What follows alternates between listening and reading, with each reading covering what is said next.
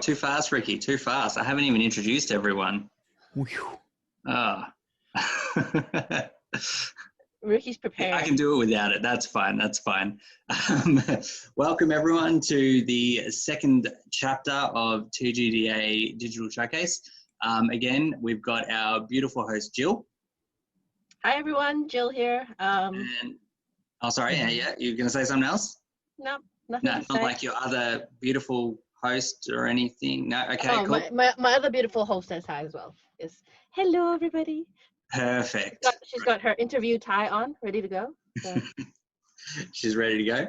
And behind the scenes, of course, we have Matthew Lee, one of the TGDA admin. He is going to help you out. If you have any questions, just type them in the chat, and remember to post any links that are relevant in the chat as well. So, for example, Matthew, who's coming up next, may post links to their post-campaign purchase area, if that is a thing. Anyway, first up, we have Ricky, and Ricky is going to tell us about the Haystack Witch Hunt. Take it away, Ricky. Hey guys, how's it going? We are awesome. Still no video from me, I can see. That's okay. It looks like you've... Sorry about that. Having some technical difficulties. Okay, we got a great share screen for you, so... Yeah, cool. Haystack Witch Hunt is a little game that I and my co-creator have been working on. Don't know if that should be mentioned. Who's that? It's fine. Alex, yep. Host of the panel. There you go. It's a very minimal game. It doesn't take too long to play. It's set in the world of Red Genie games. So Haystack is a small town, a hamlet, not too far from Tinderbox, where they have a little bit of a tragic backstory with magic, and they don't tend to have magic despite living in a world where it's commonplace.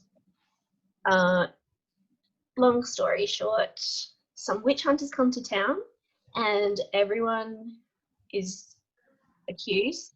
And the point of the game basically is that you do not want to be the one who has most fingers pointing towards you. So why are the witch hunters coming to town? Why? Yeah. Okay, a king died or got murdered. It's, you know, not being decided yet by the people. And they decided that a king can't die accidentally, so it must have been witches. The king's died and everyone is accused of being a witch. Because they need someone to blame. Perfect. So basically the townspeople turn on each other really quickly. Really quickly. So I'll go through, you can all see the screen, I'm guessing? Yeah, it's perfect. And it does look lovely. Well done, Alex. We'll just go through. I think you need to choose a colour first. Do I need to choose a colour first? Oh, I'll be red. Oh, see, when you play by yourself, it doesn't do this. And I'm just going to... So basically, we're going to have 9 cards between the 2 players. And each of those cards will be pointing in one direction. And the person who, at the end of the game, has the most cards pointing towards them is deemed the witch. And we're not going to go into detail about what happens then. So we have 4 pointing towards one person, 4 pointing towards the other person, and then the 9th card is randomly decided. So I'll just turn that around. Give it a shuffle. That's not shuffling. There we go. And then we will lay out our 9 cards between the 2 players. Oh, thanks for the help. Uh-oh. Okay. That's I'll get an extra one for 10. Yeah.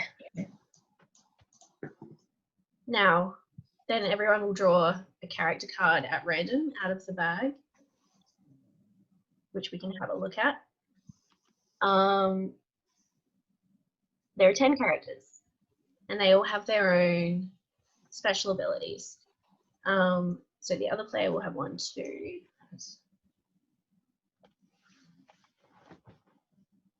We look closely. Yep, that looks great. It does look great. Well done, Alex. We can choose either side. So characters are double-sided. Yes, sorry, characters are double-sided, and I can choose whichever of these I think will be the better one.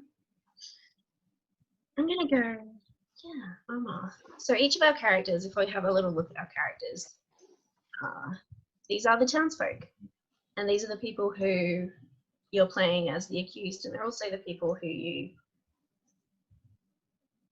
want to convince that you're not the witch. And you can do that with these icons on the right of the card are special abilities, which if we have a quick look over here, you'll see what they are. And each character has a different kind of combination of these abilities. Yes. And honestly, when I play, I have so much trouble deciding which is better, really, because they're so well varied across the board. And the number next to it is how many times you get to use that ability. So once you've used on your turn an ability, it might be peek. Sorry. Then you place a token to say that you've used it and you won't use it again. You only get to use each ability one time throughout the game. And so there's only 5 rounds. And then you will turn, I can find a turn. You can turn cards, you can flip cards, you can lock cards. It just depends which character you choose. And if I flip this, so the arrow in the top left corner there is the finger. It's which direction the finger is pointing in. And that is pointing at me, naturally. So that person thinks that we are a witch. Yes, that I'm the witch, not you. And you can just see, yep, that one as well. And so it's about strategically playing your abilities in the correct order at the correct time. So is this a 2-player only? This demo is 2-player, but it can be up to 5 players. It just requires some different layout. Okay. And it gets a little more complex. Yeah, so each character can use their abilities once, and you go through. So each person would have a turn. So this player would do something, and then the next player would do something, etc., until each player has had 5 turns, and then you reveal all the cards, and you work out who is the witch. So in this case, this one, this one, this one. They're unanimous at the moment. Hang on, that's not possible. Alex, you cheated. Ricky, I don't think there's any doubt in anyone's mind at the moment. No, I'm pretty sure they all know who the witch is. Okay, the initial setup would have 4 pointing either way, and 1 randomized.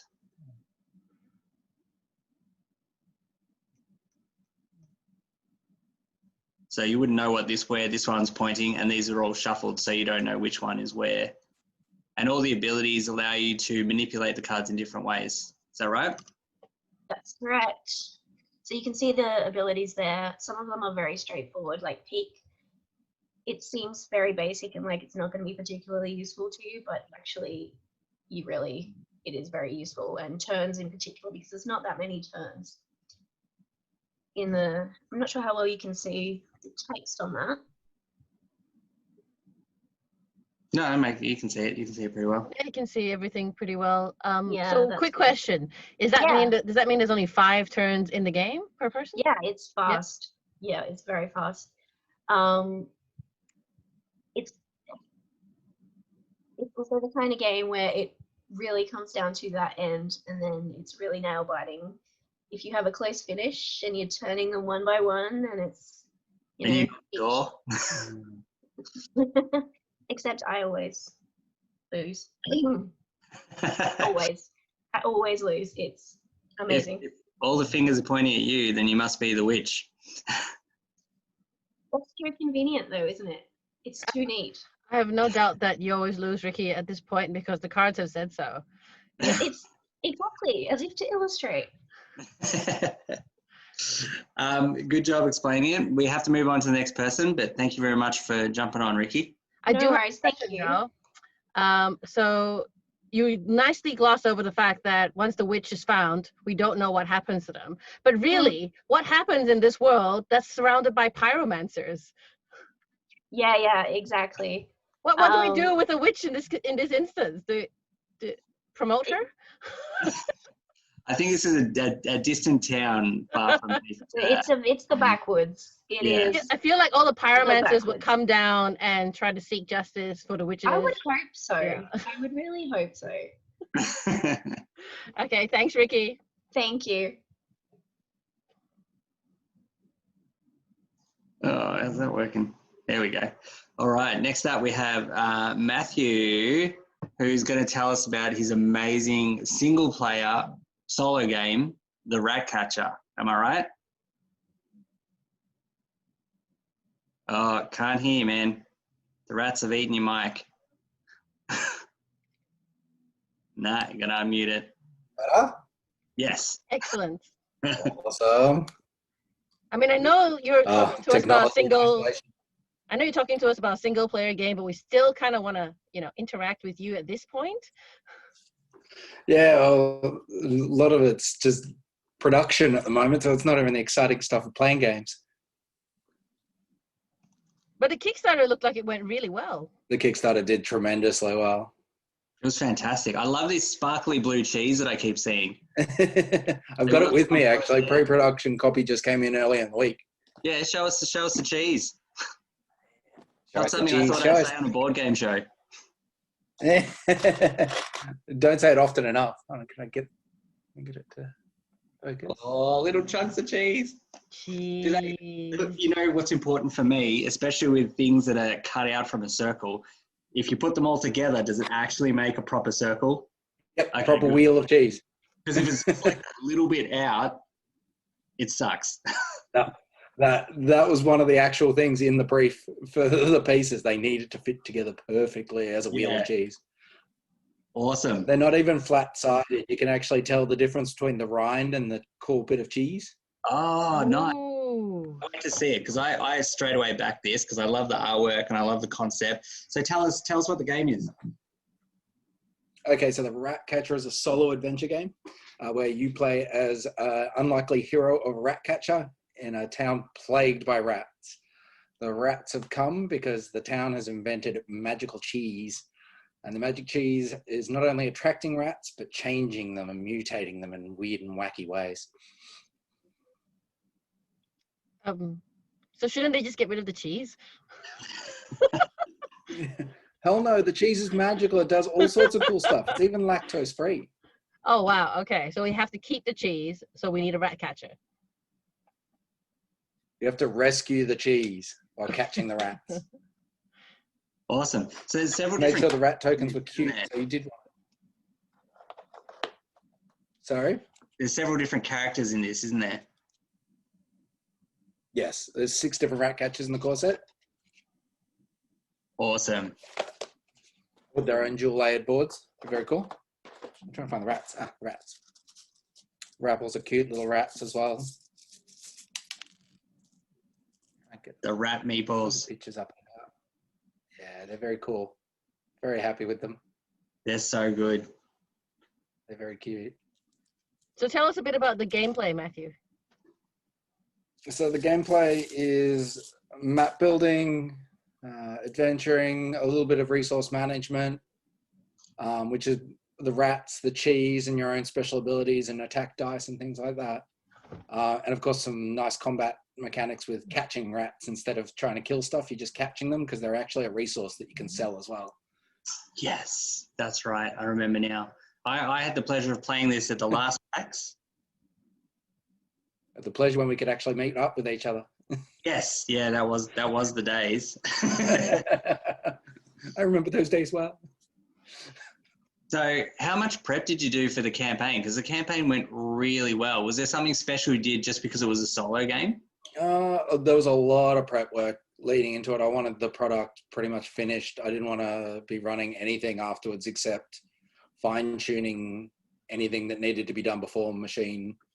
manufacturing.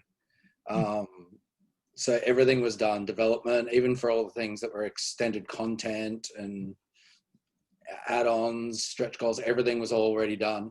The only thing that took a little while afterwards was doing things like the insert, which was stuff we couldn't do anything for the campaign for. But yeah, lots of presence on social media, lots of hanging out with all the groups and things like that. But I'm already part of the community and I actually enjoy doing all that already. So it wasn't a lot of work in that regard. I bet it was easy to find playtesters. Yeah, always hanging out. That was good. I had lots of good blind playtesters volunteering.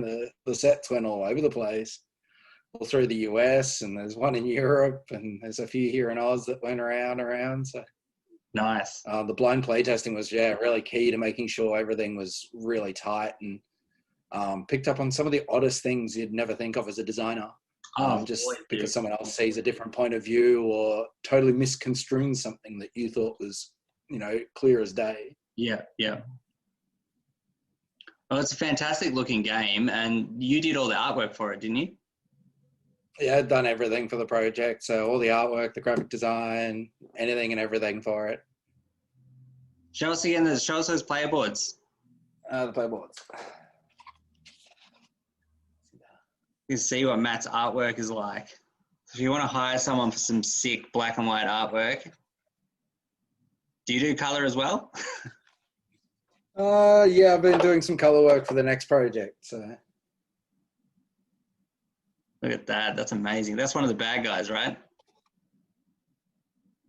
Yeah, that was one of the nemesis. That's the Abyssal Rat. He's nasty. He's like hard mode. Those people who just don't ever like winning the game at all.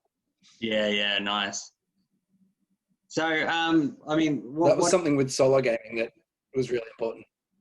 Yeah, definitely. Can we still buy it, or is this like the whole campaign is finished? Campaign's done.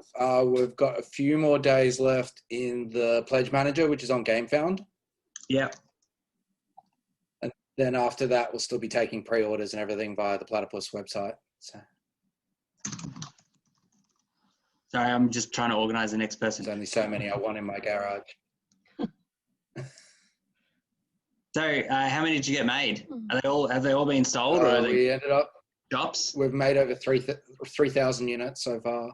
Amazing. That is awesome, Matthew. Congratulations. Still looking at doing more for localized.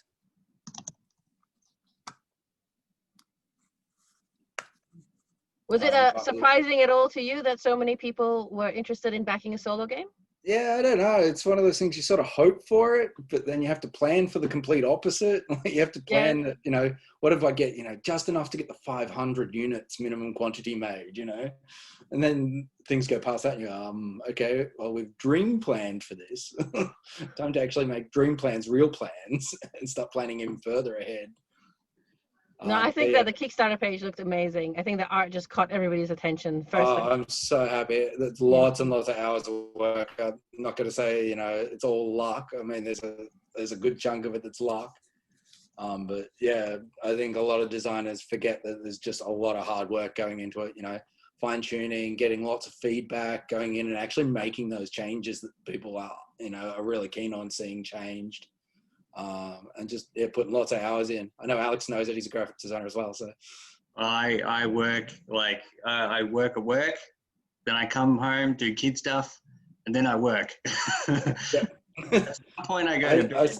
Usually work. No, bed's a waste of time. We just had a nice comment from Luke who said, "Who needs sleep?" Right, which is very, very true. Yeah, especially when you have kids. You sleep when you're dead. So no sleep.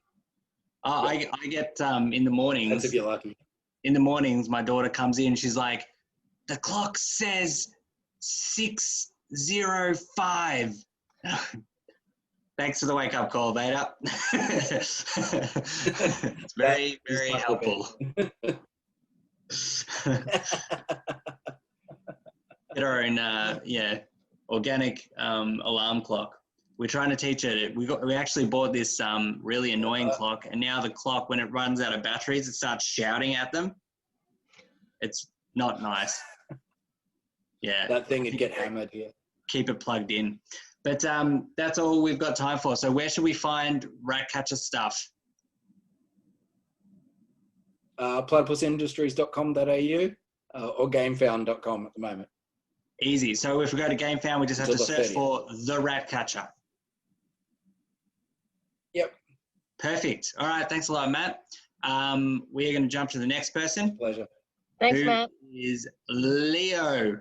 And Leo was doing Parselings, which is a deck building role-playing game at PAX last year as well. I remember it all spread out on, I think, 1.5 tables. So it looked very impressive. I think he also had badges. Did you see any badges?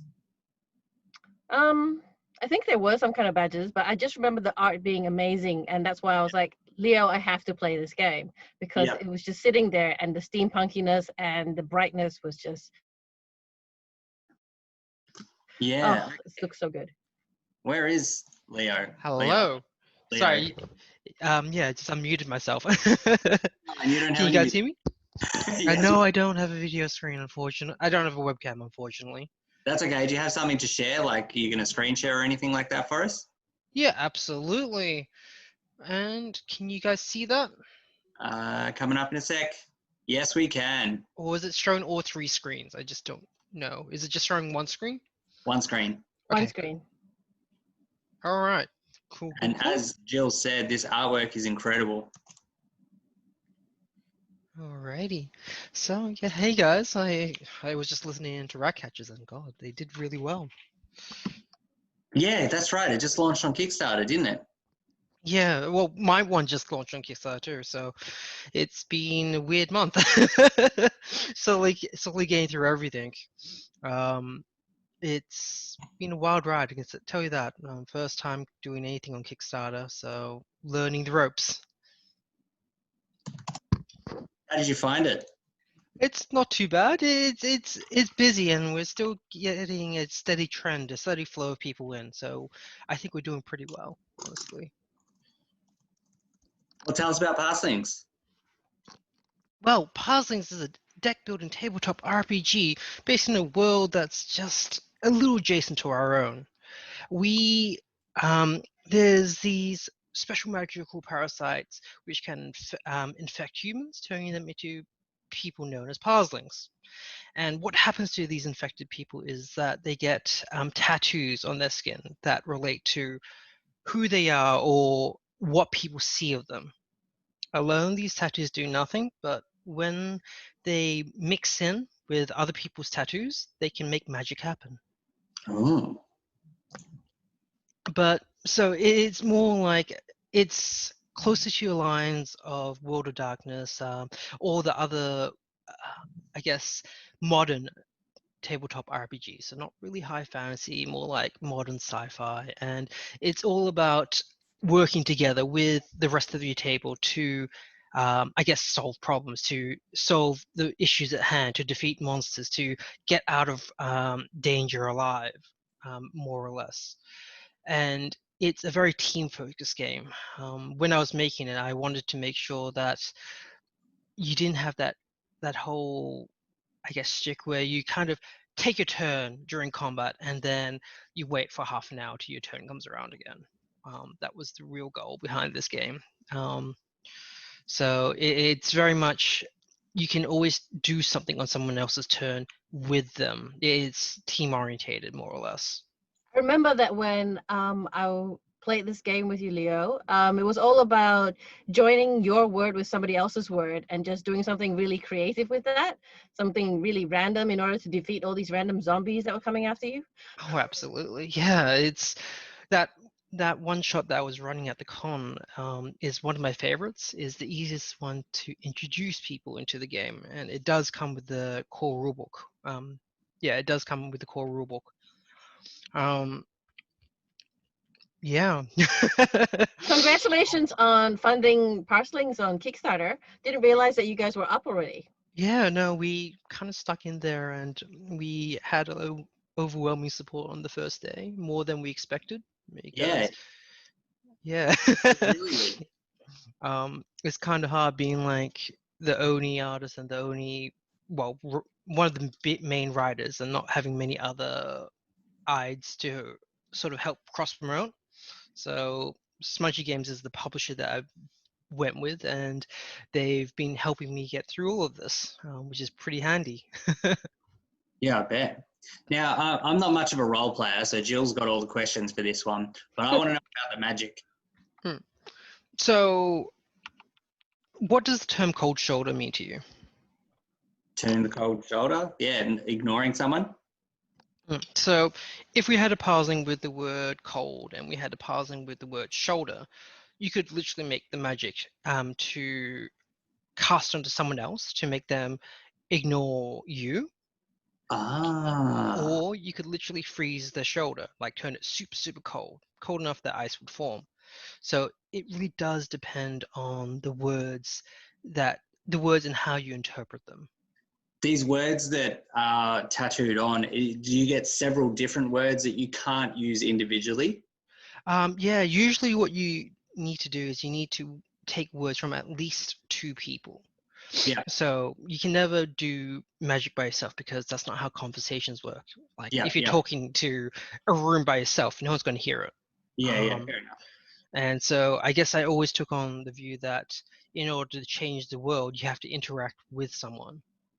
And is it, you know all the words from the start, from the get-go? Do you grow more words, or do you discover them over time?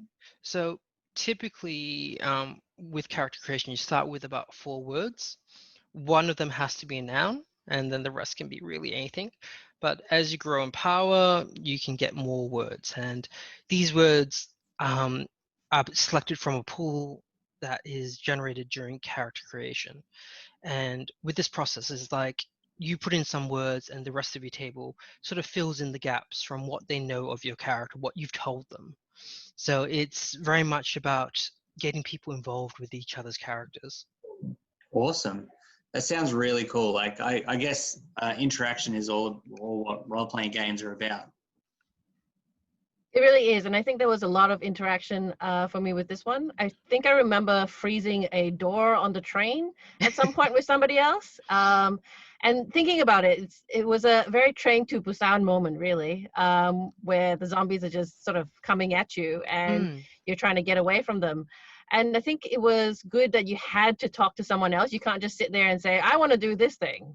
And, run with your own solo show, because that's a problem with some RPGs where somebody can run away with your own solo show for a bit. Absolutely. Yeah, fantastic. And again, it's what we were avoiding. And I do have the module right here, what we were doing on the train. Can you guys see the tabletop simulator? No, we can only see the rulebook. Okay. You might have to cut the screen and start the screen again. Okay, let me switch. Let's do this. Can you see this now? No. Yes. Yeah. Yes. So the scenario that Jill was talking about was we were facing this incoherent. So incoherent is more or less a parsing that's died and come back, and they sort of represent one entire word, as the parasite is sort of pretending to be them, but also not really succeeding. They remember a very twisted form of that person.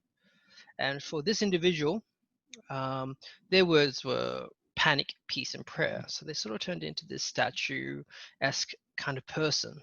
And they were causing everyone around them to panic, hence the zombie situation.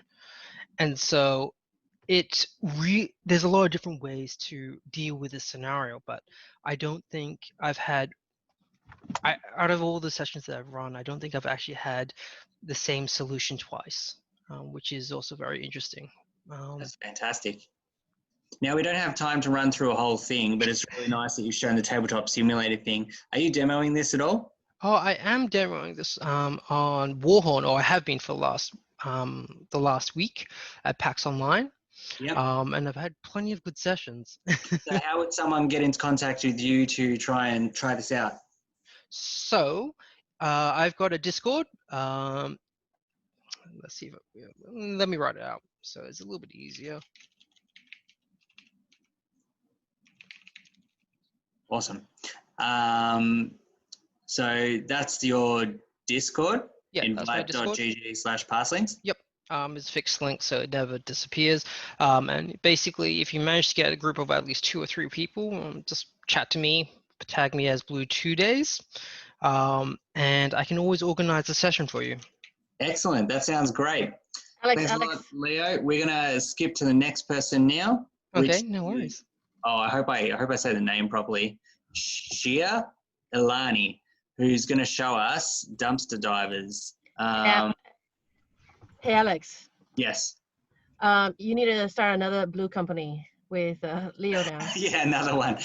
Blue Tuesdays and Blue Box Designs. Yep, and Blue Room. Yeah. We just combine them all at once. Shia, did I get your name right? Is it Shia? Yeah, it's close enough. Hi, everyone. All right. Tell us about dumpster divers. Yep, let me just share my tabletop screen. All right, so let me just.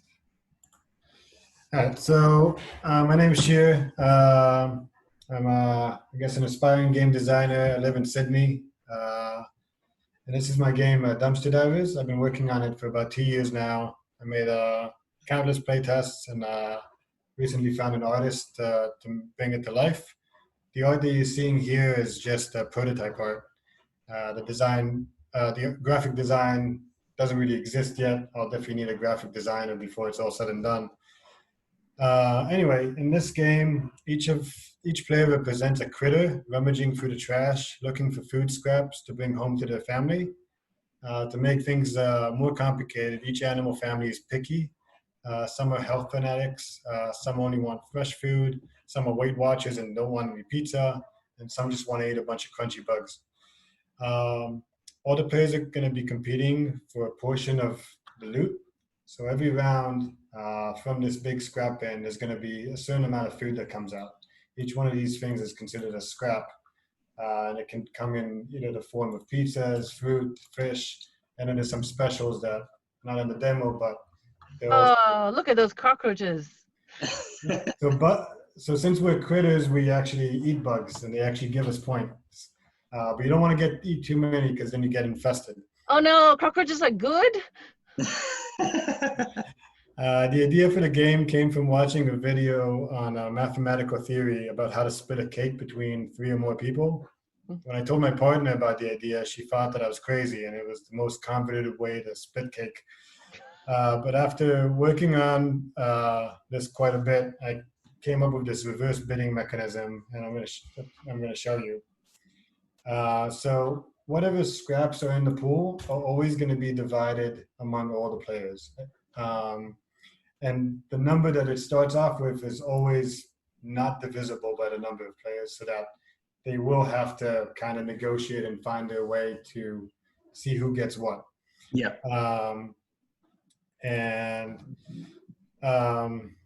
So the way it works is on a player's turn, they're going to pick some amount of scraps from the main pool. Then they need all the other players to approve what they offered. If they all do, they get the proposed share, forgoing any additional scraps this round.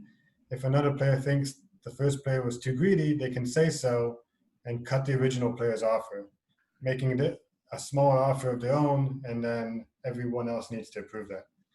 I set up kind of an example, which we have here. It's a 3-player game between the moose, the bin chickens, and the raccoons. This is the 6th round of the game, and the moose player really wants the game to go another round. Usually the game takes between 6 and 8 rounds to finish, or until one player has completely fed their family. The moose is doing okay. He has a private objective that he needs to be a vegetarian, but the ibis player is a gluttonous bin chicken, so he wants as much pizza as he can get. And the raccoons are they have a fruit allergy, so they're avoiding fruit, and they're also avoiding bugs if they can.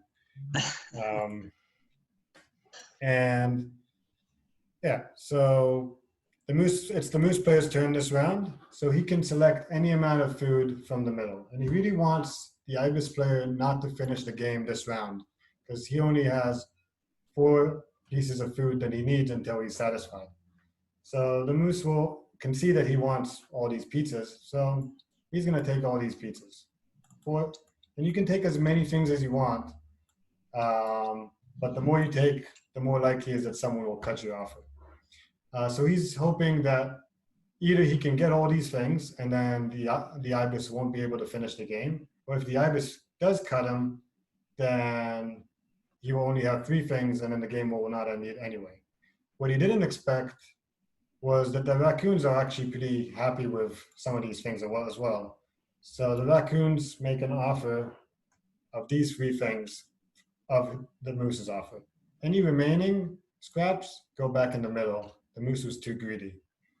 Then it's the ibis's turn, and he can either cut this part or just pass. But this is pretty much what he wanted. This is actually slightly better for bugs. For the raccoons. So the ibis is just going to take, this is what he wants, these 2 things. This goes back in the middle. The moose is delighted. This is great. He doesn't want these 2 things. The raccoon player doesn't want just 2 things either. So the ibis gets his 2 pizzas. He's now out of the round, and all these 6 scraps are going to be divided between the moose and the raccoons. So on the moose's turn, he looks at what's left and decides, well, I don't want fish, and I don't want all these bugs because he has kind of too many already. So he says, I'm going to just take these 2. And the raccoon looks at it and says, you know what? Now that I know that the game's not ending, I don't want these fruit because I'm allergic to it. And I don't really want I don't want the bugs. What I really want is just this one. Once he takes 1 thing, that's all he's going to get. This goes back in the middle, but now the moose is left by himself and he has to take everything that's left. Oh. So now the moose, even though he got to go to the next round, ends up with having these 2 extra fish that are -5 points each. And he gets all these bugs, which is going to put him over the infestation limit. They still give him points, but overall, probably wasn't the best round for him. The ibis player did all right. He will probably finish up next round. And the raccoons, which only got 1 thing, but that actually works out in their favor because this round there was a daily objective to get the fewest scraps of all players. So that gives them an additional 5 points for that. Awesome. I really like that mechanic where, you reverse bidding. That's quite clever. So does that picky eater, does that change every round? Yes. So there's a whole bunch of these. I only put a few of them in this example, but there's a whole stack of them. So every game you're going to see a different 7 or so above from among like 20 or 30 cards. Additionally, each player is going to get 3 objectives throughout the game. They're going to be able to pick and choose which ones they kind of work better with their strategy. Yeah. And every player board is also different. So there's what I call side A, which is just a gang of raccoons, and these are all the same.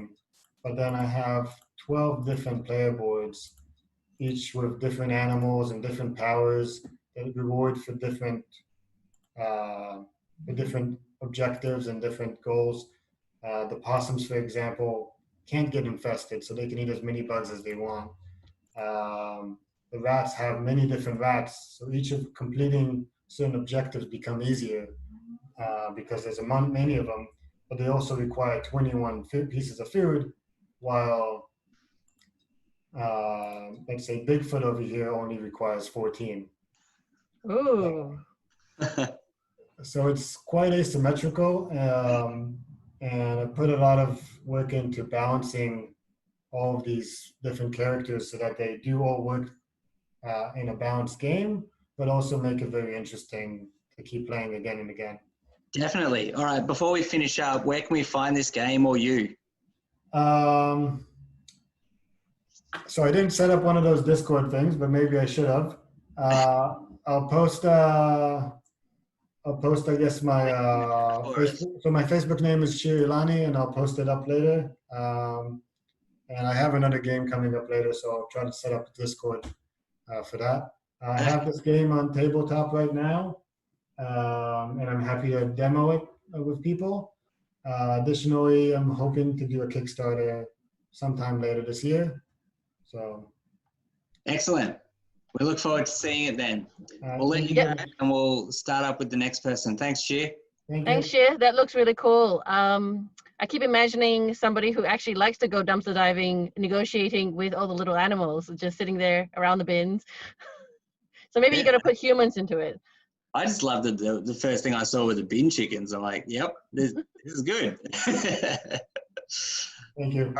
Next up, we have Mark Harris telling us about a LudoCherry. I don't know about you, Jill, but it's some pretty stylish, geeky clothing that I'm sure you would love to get your hands on if you haven't already. I did back the Kickstarter, so... Hi, friend. Does that mean you're still waiting for your pieces? Yes. Oh, Okay, Mark, Jill, they're coming very soon. We just got the email from the manufacturer earlier this week that the clothes are printed and they are ready to send to the distributor. Amazing. So tell us more about LudoCherry. Yeah, so thanks for having me. So LudoCherry is a line of geeky clothing, and it's shirts and skirts, and we tried to sort of avoid just doing like a gaming shirt with a logo, you know, just a giant maple on it. We wanted something a bit more classy and stylish, so we actually made collared button-down shirts and skirts. I'll actually just screen share and show you a bit of what we're looking at. Definitely. So, oh gosh, where did you go? Can you see my screen? Yes. Oh, fantastic. So this is LudoCherry. Good-looking guy there. Yeah, I mean, he's all right. I think she's a bit better. That's actually Phoebe, who's my co-creator. This was her brainchild, so unfortunately she couldn't join us today. She's a little under the weather. But we funded on Kickstarter earlier this year. And as you can see, they're really classy. We had a fun photo shoot with Stella from Maple University, actually. She was one of our models. And you can see right here, we've got like little meeples in the floral design. It's a fantastic one.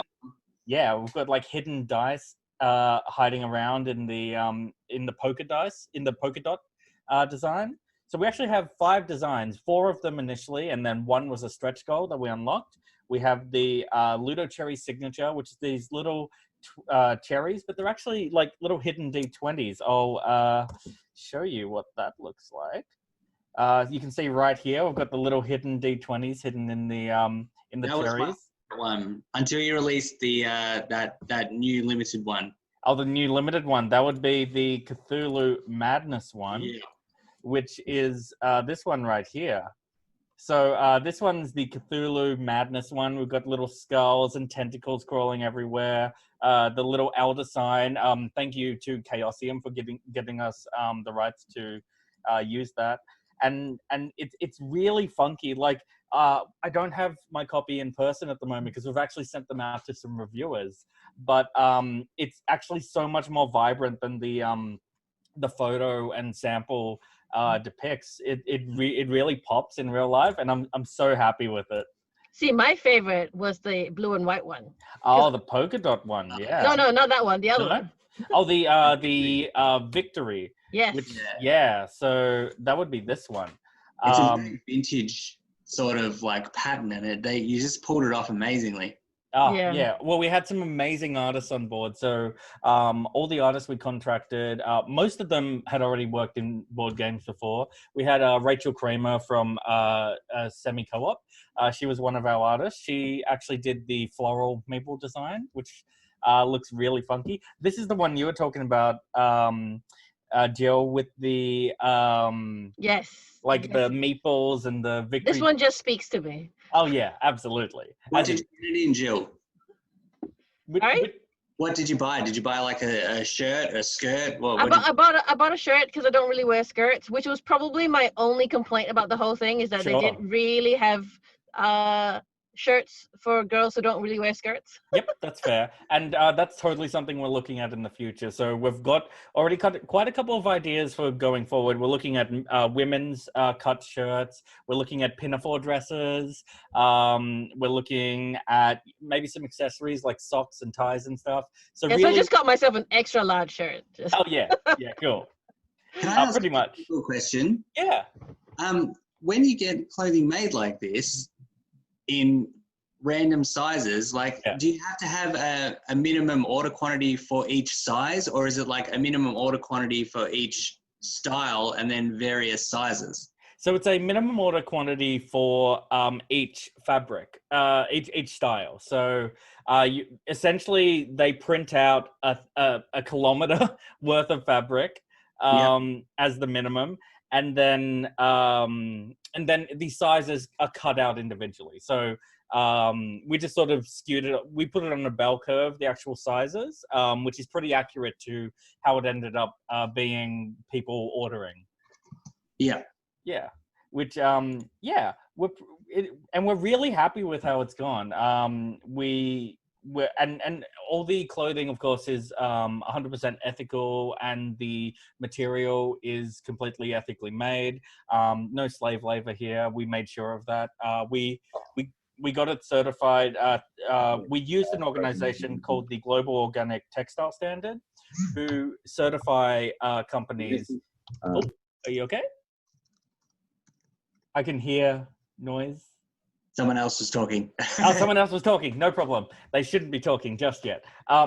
So we've had the had the material certified by a company that makes sure that these factories are doing things ethically, and that was really important to us. Which funnily enough, it did increase the price, unsurprisingly. But I think it's also something that is important to us, and something we wanted to make sure we weren't, being exploitative with.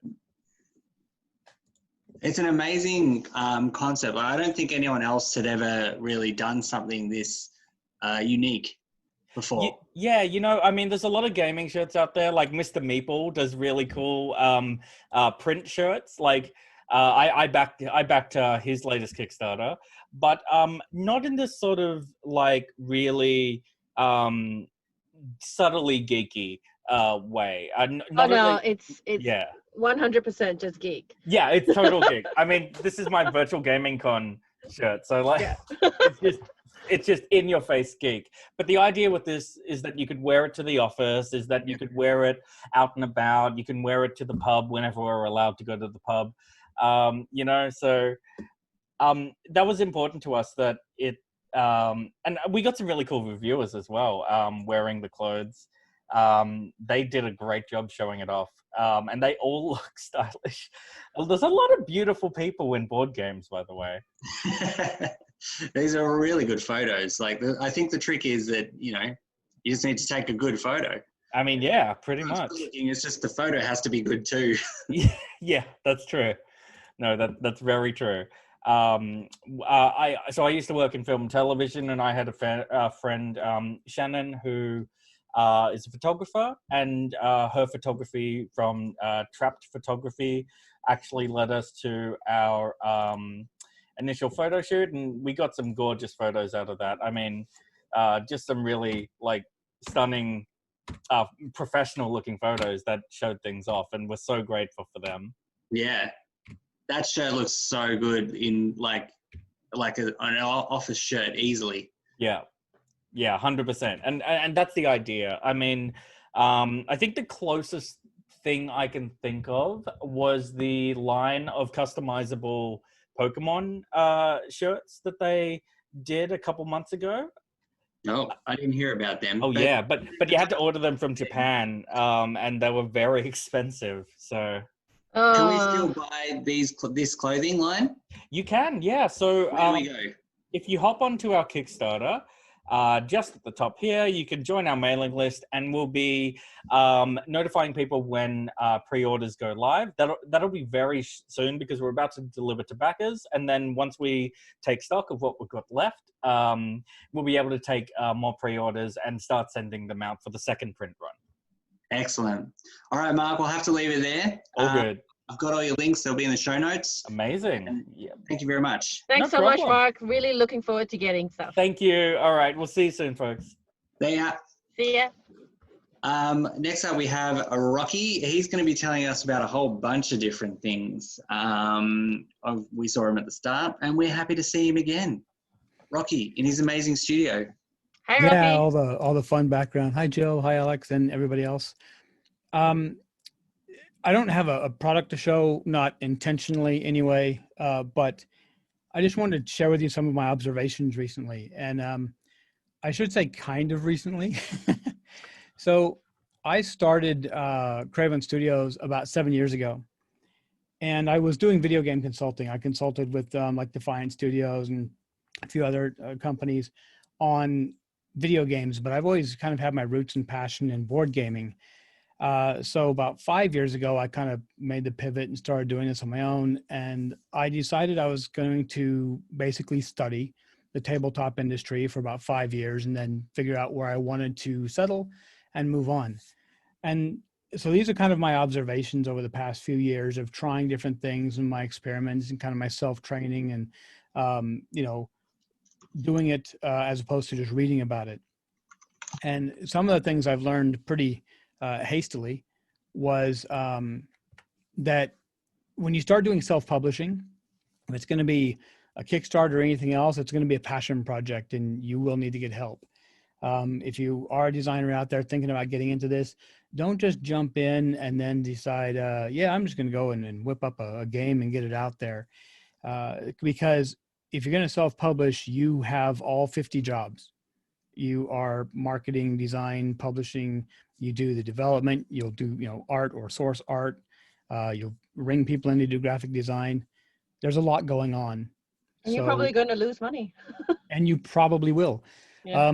As the saying goes, the way to make a small fortune in tabletop board games is to start with a big fortune. Yep, second that. Yeah, and I did.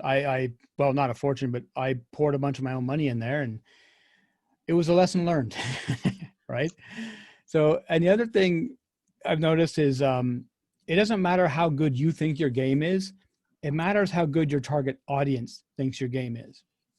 Don't worry so much about, me and my buddies really love playing this. We're sure it's going to be a hit. Maybe it is, maybe it won't. But if you and your buddies love playing it and you've designed it, you and your buddies can play it ad nauseum. It's not going to be a problem. But if you're going to try to make this something that someone's going to spend their money on, it needs to appeal to them, not just you. So consider that when you're going through the motions. Well, who is your target audience? And I'll bring up target audience again in a little bit, right? Don't design a spreadsheet. It's very easy to, if you have the analytical side of the house going on there, to design a min-max game with some numbers. And you know that if these numbers come out, and if you follow this pattern and get these cards, you're going to win.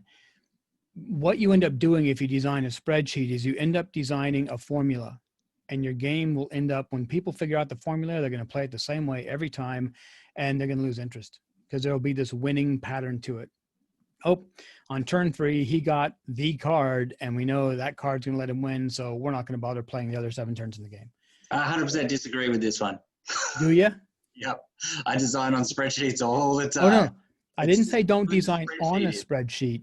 Definitely design on a spreadsheet, but don't design a spreadsheet that's going to play itself.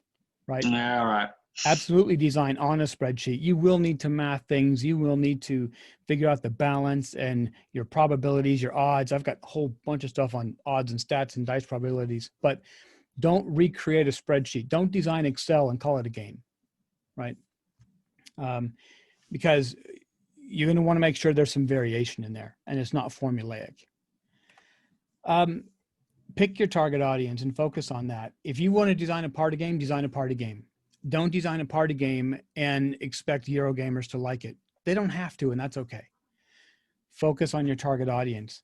If it's going to be an American style game, you may need to focus on a themey aspect of the game. If it's going to be a Euro game, don't put randomness and a lot of dice in there, right? Don't make it too themey. Focus on the Euro game style. But pick a direction and go that direction. Right? Focus on that. And that's because of this one. Not every game is going to suit every audience. That's true. You know, Euro gamers, they're not into a lot of the party games. If you see somebody who's got a shelf full of 18xx games, don't try to play Happy Salmon with them. They're not going to like that, right? And, you know, I'm not going to try to sell them Kicking Your Caterpillar, Kicking Your Ass. We're going to do something different with them. So figure out who that is and design for that audience. And don't be upset if people don't like it, because somebody out there will, right? Don't get married to your theme, usually. Oh, that one hurts. It does, especially if you're a theme first designer. If you're a sculptor as opposed to a painter, where you start with this theme and you pare it back and pare it back and pare it back until you get something. Yeah, you know, it does hurt, because I'm a theme first designer. The Cthulhu game I'm working on right now is dripping with theme. I've got a Sleepy Hollow game in progress, and theme matters. My pirate game is literally about the end of the golden age of piracy. Theme matters to those.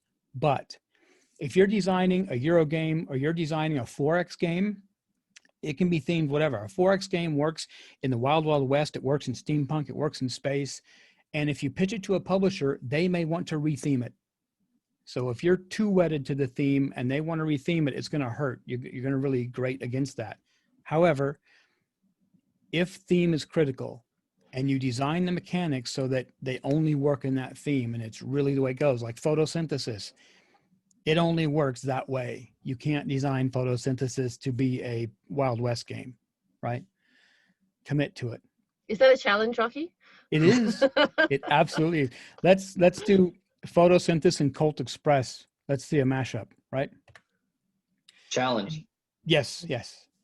Invite change, especially from your playtesters. I know this sounds counterintuitive, because you want your playtesters to test what you've created and test what you've done. However, they're going to think of things and discover things from their gaming experience that you might not have thought of. They may have played games you haven't played and been able to make a connection you couldn't make. Listen to them. You don't have to take all their advice on board. You don't have to actually change everything, but listen to what they say. Invite that change. Be open to change. If you pitch this to an external publisher, their development team probably is going to change some things. Be open to that. Give people fewer but more interesting choices. I had a game a long while ago that had so many choices. It was pretty much an open world style thing. And all it leads to is analysis paralysis. So focus their choices, give them fewer but more impactful, more interesting choices, and they won't have the AP so much, at least in my experience, which leads to this. Focus a player's goals. Oops, I cut off a word. Focus players' goals to focus their attention. For example, hidden goals, like if you're playing Lords of Waterdeep, you have your hidden goal in there, right? And that will focus the choices you make. If you have to build the most buildings in Lords of Waterdeep, you're not going to focus so much on some of the different adventures or collecting the most gold. You're going to focus on collecting and building buildings. That helps them avoid AP, because they can always fall back on that goal. I don't know how many more dot points you got, but you've only got a couple more minutes. Not many. We will make it. Okay. I only have this one on the next page, so we're all good. Excellent. Investigate the manufacturing process, because that will help you inform how you make your game, and it will turn it into a product that someone can publish and sell.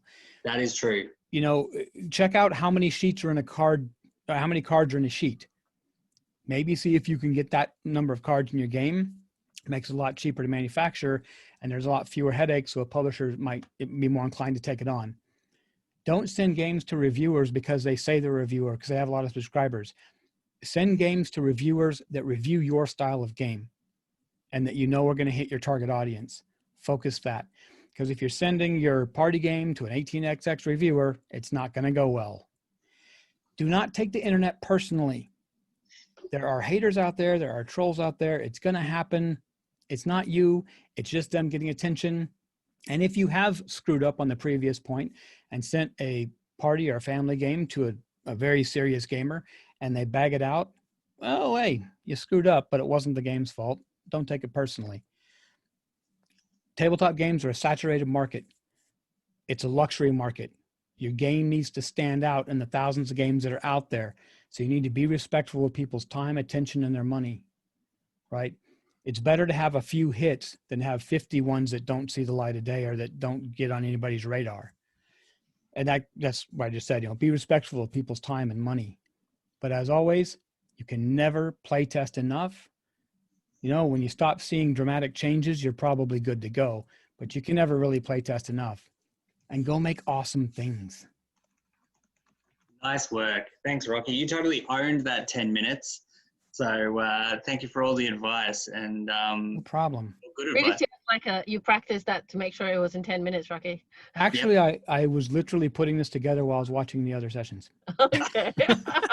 No, yeah, it's things you do, right? Yeah. Thanks, Rocky. We'll move on to the person, which is Tony. I'm not going to try the last name. Tony has a game called Illustria, and Illustria is a fantasy worker placement game. It says solitaire. Does this mean it's a single-player game, Tony? It is a single-player game, yeah. So, firstly, can I just say sorry to the poor fella I was talking over a couple of people ago. That's all right. Cool. Awesome. Yeah, so I'll see if I can... I'm not super Zoom proficient. Can people see that? Yep. Yep, so that's this is Illustria.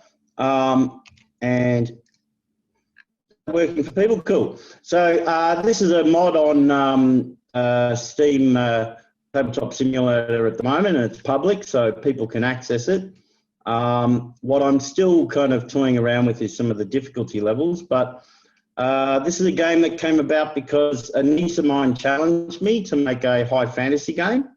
I've been making games for a long time, just socially, and this is my first attempt at a solitaire game, but it's hopefully a very thematic one. You're a young empress catapulted into the throne, and you're being white-anted basically by a sinister plague cult who are attempting to kind of undermine your rule. So there'll be two challenges set in the same world in a kind of base game, and then I'm also kind of dreaming of other places that it can expand out to. But primarily there are these two challenges, and it's really I guess a kind of worker placement game. You start off the game, if you notice there are like ones, twos, threes, threes come out. There's a 3 action. So this is all going to be improved graphically. I'm working with an artist, but essentially you'll gain your resources at the start of each turn, and then you'll allocate your emissaries in places. So you place them there, and then just like a lot of worker placement games, you've got to kind of allocate all your emissaries at a certain point, and then they run across and you get the resources. The gist of it is that running your economy as efficiently as possible is just not going to cut it, because in the 5th stage of each game, the plague cult will be attacking, and they'll be placing plague out in different places. And that plague, in the 4th phase, you've got to feed your provinces, and you've got to feed them 3 food plus 1 for each of the plague. So you really can't manage just with your economy to keep on top of the plague. So to defeat the plague, you kind of have to go outside the box, and you have to open up these quests in different places, and that's when you find new kind of adventures to go on that produce maybe new outcomes that can kind of break the basic economy of the game. So while it's a fairly simple process in terms of mechanics of it, it gets quite tense. So I've built it as a sort of solitaire game that's best played with a friend. And my kids, for example, enjoy playing it, but with one of their friends acting as a kind of advisor to help with it, because it gets a lot more intense. By the end of this, you're ending up with plague happening everywhere, all over the place. And you've got to try and kind of cure that plague, but also... 2020. Yeah. What's that? Sounds like 2020. Well, I don't know that game, so. No, as in the year 2020. Coronavirus. Yeah. Yeah, I feel really bad because the plague theme was something I came up a year ago. So, well before any of this.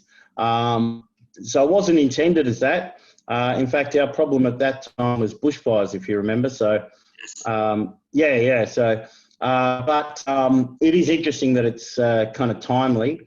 And I also, I'm really excited to hear the previous guy talk about Ratcatcher. I guess I get a lot of people saying, can you introduce a 2-player mode? Are you, would you be interested in expanding it out in that direction? And I'm really not. I really want to keep this kind of thematic sense that you're carrying the weight of this whole empire on your own and having to kind of,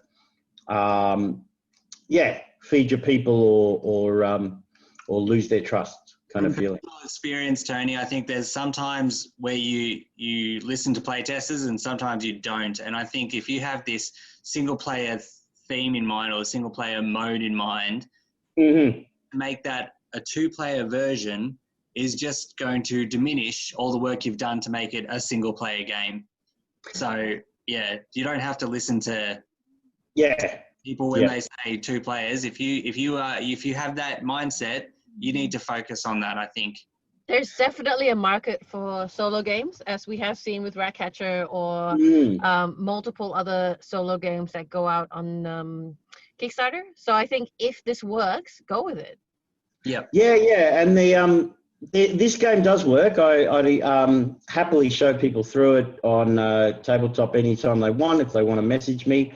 I'll throw in I think if I throw in the chat, if I can figure out how to do that in Zoom, I'll throw the tabletop link to it. Yeah, beautiful. I don't have any of your links, so I can't do it for you. Yeah. I wish I knew how to move my way around, but I'll try. Just post it in the chat. Yeah, I'll do that. I'll do that once I'm done, I guess. Yeah. So, but yeah, people can check it out. It's fairly hard, which is why I'm playing around with the kind of difficulty levels. Because it is fairly tough. Most people, I'd say very, very few people would solve it on their first time. And rather than the game doesn't change so much because of the AI, what really changes it is the missions create different, every time you play, they create a different sort of shortage. So you may find that you end up playing and being quite short on soldiers or wizards or potions or something else, depending on how things turn out. So, I find it plays quite differently each time you play. Now, I sort of picked up when you said that your niece was the one who challenged you to make this, and you said that this is about everything sitting on the shoulders of this empress. Is it based on your niece? What's that? Yeah. Well, I mean, to an extent, she's not a young niece. She's a young adult herself. But certainly, I probably imagine my oldest daughter, who's 12, going on 24, kind of in a lot of ways, dealing, this. But that's also what makes it fun to play with a friend, because if you have a friend, and in fact in the rules it even suggests that you have a gnomish advisor, and if you have a gnomish advisor, you can blame them for everything that goes wrong, and they can enjoy giving you advice but having no responsibility for the decision. So it's actually quite a nice way of dealing with it. I guess it's a fascinating game concept. Someone else anyway, can't you? What's that? You can always play a solo game with someone else. You're just sort of working together. Yeah. Absolutely. And I think I'm really interested in playing around in game design with ideas like, tension. They sort of, you play some games and they're quite high adrenaline, and afterwards you feel exhausted and you've just kind of, there's something about the game that doesn't encourage a slower pace. And I find this game, despite the fact that it's a solitaire game and technically you could stop it at any point and walk away. The pacing of it and the escalation of the plague just creates a really kind of adrenaline solitaire game. And that's a kind of more fun experience to share with a friend, I think. Yeah. We're going to have to move you on in a second. Just Totally. as a thought from me, if you're finding the difficulty level a thing, and Matt has also mentioned that solo gamers love it tough, but maybe you can make it gradually more tough. Like maybe you start with something that is like your basic game, and then you remove something to make it a little bit harder for the next time they play. Yeah, and that's what I'm kind of toying with, because I like the difficulty level of standard for kind of general play, but it's that open it up out of the box kind of negative experience that a person can get if they get hammered. Easy. Yeah. It's wanting to create a mode so that people can go, okay, yep, I get this, I understand this game, instead of just kind of, getting crushed straight out. Awesome. Thanks a lot, Tony. Stick the links in the chat for us, and I will for sure. We'll move on to the next person. Thanks, heaps. Thanks, Tony. Bye. Next up, we have Nathan. Nathan's going to show us 2 games, so you probably have to let me know if you want to just go for it and do your 2 games, Nathan, or should I stop you at sort of the 10-minute mark and move you on to the next one? We'll see. Sorry to everyone that has to put up with me for 20 minutes. My apologies. Wasn't expecting it like this. Can you all see my screen? Yep. Awesome. Well, thanks for doing this, Alex and co. It's an awesome thing you're doing. Yeah, Jill's right there. Jill, my apologies, Jill. So this is my game Hieroglyphs. So it's a positional tableau builder, you could say. So card drafting positional tableau builder. But the idea is the cards that you place have dual purpose. So the top of the card are permanent hieroglyphs, which you're going to try and place on the board to create, wrong order, a specific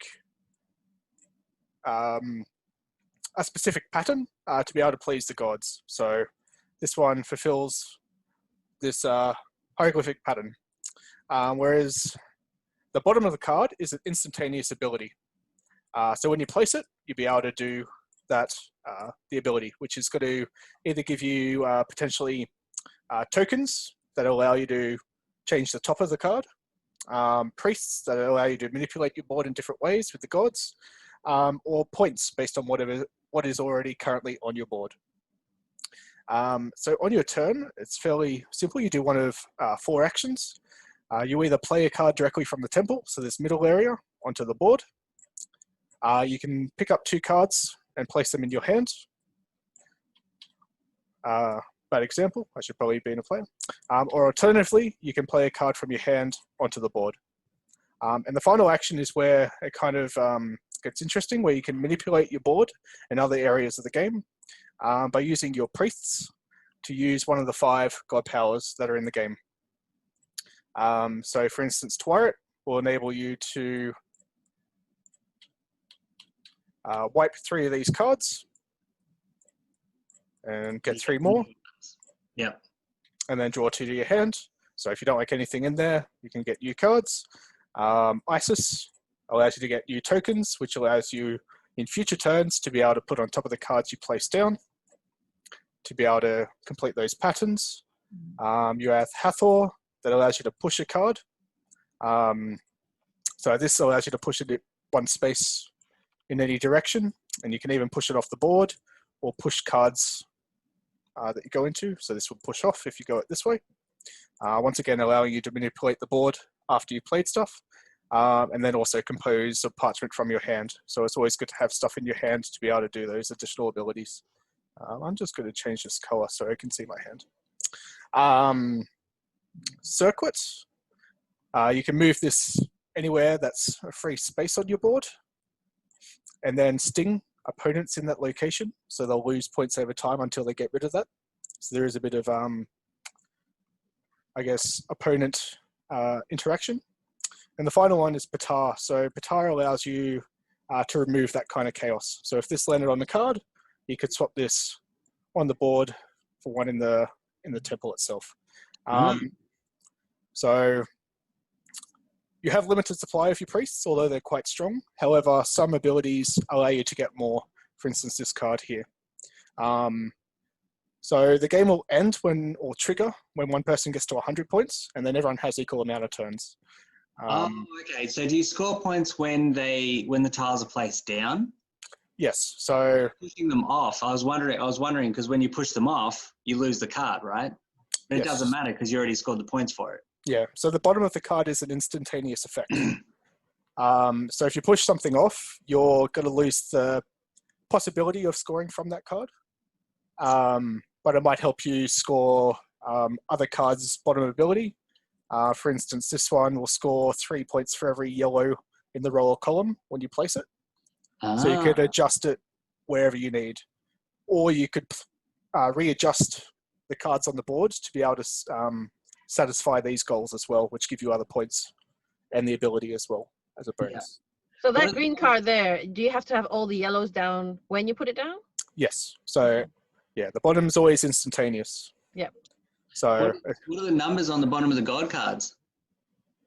They're the points you get. So it's kind of like a race. So the first person that claims it will be able to get 10 points, and then you get less and less the more people that claim the same god. I see. What's that shortcut? I need to know that shortcut. M for magnify. Magnify, cool. Thank you. Super useful. So the aim of the game is to get to 100 points, and the points are all based on the cards and the gods you use. Yes. So you can kind of focus on your gods, which a lot of, I guess, beginner players do because there's a focus on these kind of symbols. Yeah. And you're going for these. Alternatively, you can kind of build up cards in your hand to do big point scoring actions. So like if I was to set this board up, let's just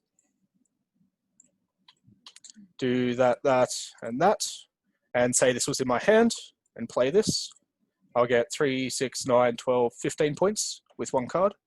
So there's multiple ways to do that. Yeah, that seems like a way better way to score points than the gods. Well, the gods allow you to perform their action as well. So you get like a double turn. Yeah. Now, you demoed this at CanCon last year, So there's multiple paths to victory. So yes, I did. Yeah, I thought I've seen it before. CanCon and PAX last year, I think. Yeah, awesome. Yeah, so currently demoing this as well in this year's Collaboratory. So there is a PAX Collaboratory 2020, I think, Discord channel that I'm happy to play test with. I'll send the link after. Awesome. Yes. So this whole game, how many tiles are in the tab in the tile pile? Currently 90. 90 tiles. Yeah. And is it always the same gods? No. So the interesting thing about this is there's potential to switch and swap them out with different gods, and they all have different powers. So the idea is there's 5 core types of gods. So there's always a god that will affect your deck in some way. So these allow you to discard or get other cards. There's always a god that affects tokens. So these will help you replace the top to help you score those things. There's always one that has board movement, so allow you to push around or move stuff or swap gods. There's always some form of chaos god that will affect your opponents if you use it. So this one loses points to opponents, but the other one, there's like Horus, which has scarabs that will eat tokens, and Osiris is also positional.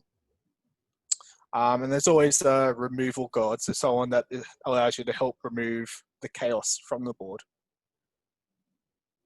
So this one allows you to swap. Yeah. So you can switch and swap between them all. Excellent. It's good for replayability. I got a question. Did you go from theme down or mechanics up? I'm a mechanic designer. So I usually pair mechanics loosely with a theme loosely. So I have a high level theme and then I pair it with the mechanic I want to use. Excellent. All right. I think that was 10 minutes, so I can pop over to the other version of Hieroglyphs. All So right. the other version Sorry, of my Hieroglyphs, my is head. it? Yeah, the flip and right version. So for Oh, your cool. game, you went on a totally different theme, right? What's that? Sorry. You went for a totally different theme. On this next one, Yeah. of course. I do like my Egyptian mythology. I have other games in different themes, so Are just we sure? clarifying. Yeah. Need proof or it's not true. Okay. I'll bring up my robot scientist game after. So this is, I guess, Hieroglyph Ink. So it's I like to call a flip and scribe game, so like a roll and write version. And I guess the key selling point of this one is that everyone has their own, I guess, core board where they write down their hieroglyphs, but every person has their own unique god board that all have like a side puzzle that is different. So like many roll and writes, it is mostly multiplayer solitaire. There is some race elements with these objectives, but it's mostly solitaire. So you can play it solo, can play theoretically unlimited, but up to 6 with the different boards and gods. So on your turn, you're going to, well, sorry, when I say your turn, on everyone's turn, because everyone's simultaneously doing this, you're going to flip 2 cards. And the idea is you are going to do a bit of action selection like Gloomhaven, if anyone's played that. Yep. Yep, so you either got to draw the hieroglyph in the top card of 1, so that's ferns in red, and then perform the ability down the bottom of the other card. Or you do the other ability, in this case, ink in red, or grey being neutral, and then perform the ability on the other card. And you're going to continue through the game until the deck is out. So there is, I guess, 3 core pillars of how you score points. Firstly are these objectives. So you want to try score points based off these. So for instance, if I have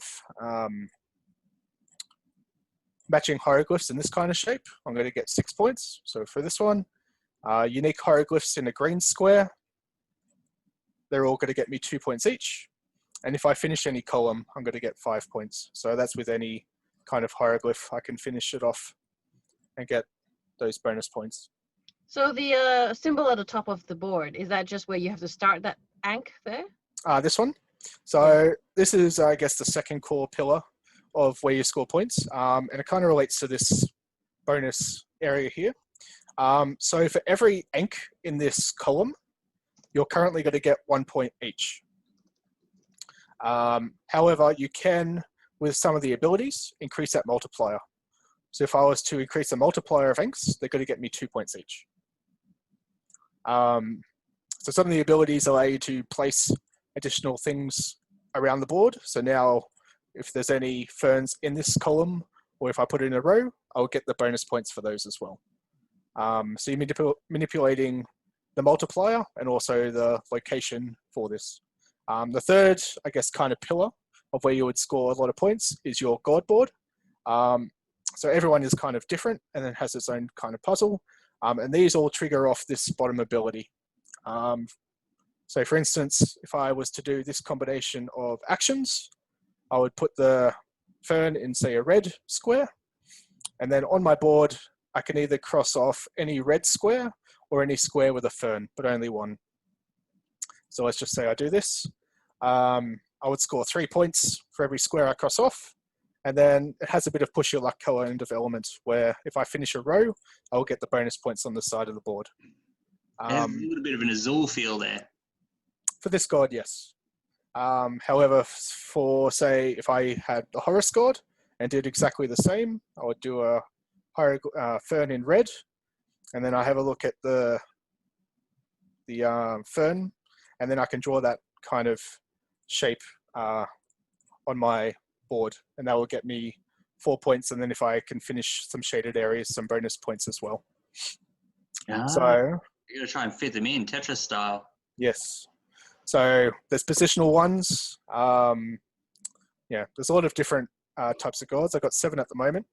So I guess that's the core selling point for Hieroglyph Ink, in that it's a puzzly kind of flip and right, but everyone has their own unique god as well on the side. And I guess that helps with replayability.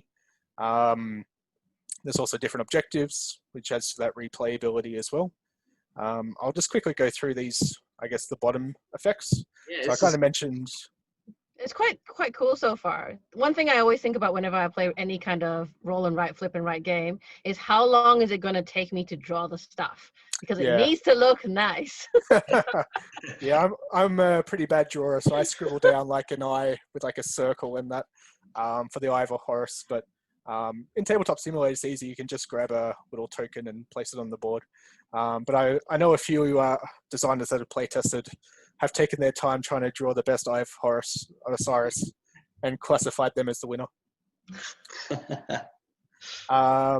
Yeah, so there's 5 different actions. I've kind of mentioned a few already, where this one allows you to place an ink in one of those surrounding boards to give you more points. This one here increases the multiplier, so you can get more points for every matching. This one allows you to draw a second hieroglyph adjacent to it, based off the first one. This one is the god, so that's different per player. And I guess the other kind of selling and strategical point are what I like to call tokens, probably needs a better name, but these things. So what these do is you collect them, and then in future turns, you can use these to replace the hieroglyph in a card. So if I had already collected these, and then say these 2 flipped, I could remove my Eye of Horus token to, instead of placing a red fern, I could now place the Eye of Osiris fern, in red. My apologies. Alternatively, I can also use them to manipulate the bottom of a card that has a hieroglyph. So I could remove a ink token to increase the multiplier of the ink instead of the fern. Yeah, so they're the abilities. So the Anubis one there, does that mean that only the Anubis player could use that? This thing? No, the bottom power of the red card, the god power. No, so if you notice this, it's the same per god. Oh, okay. So all gods trigger off the same bottom action, but they're all, how they trigger is all different.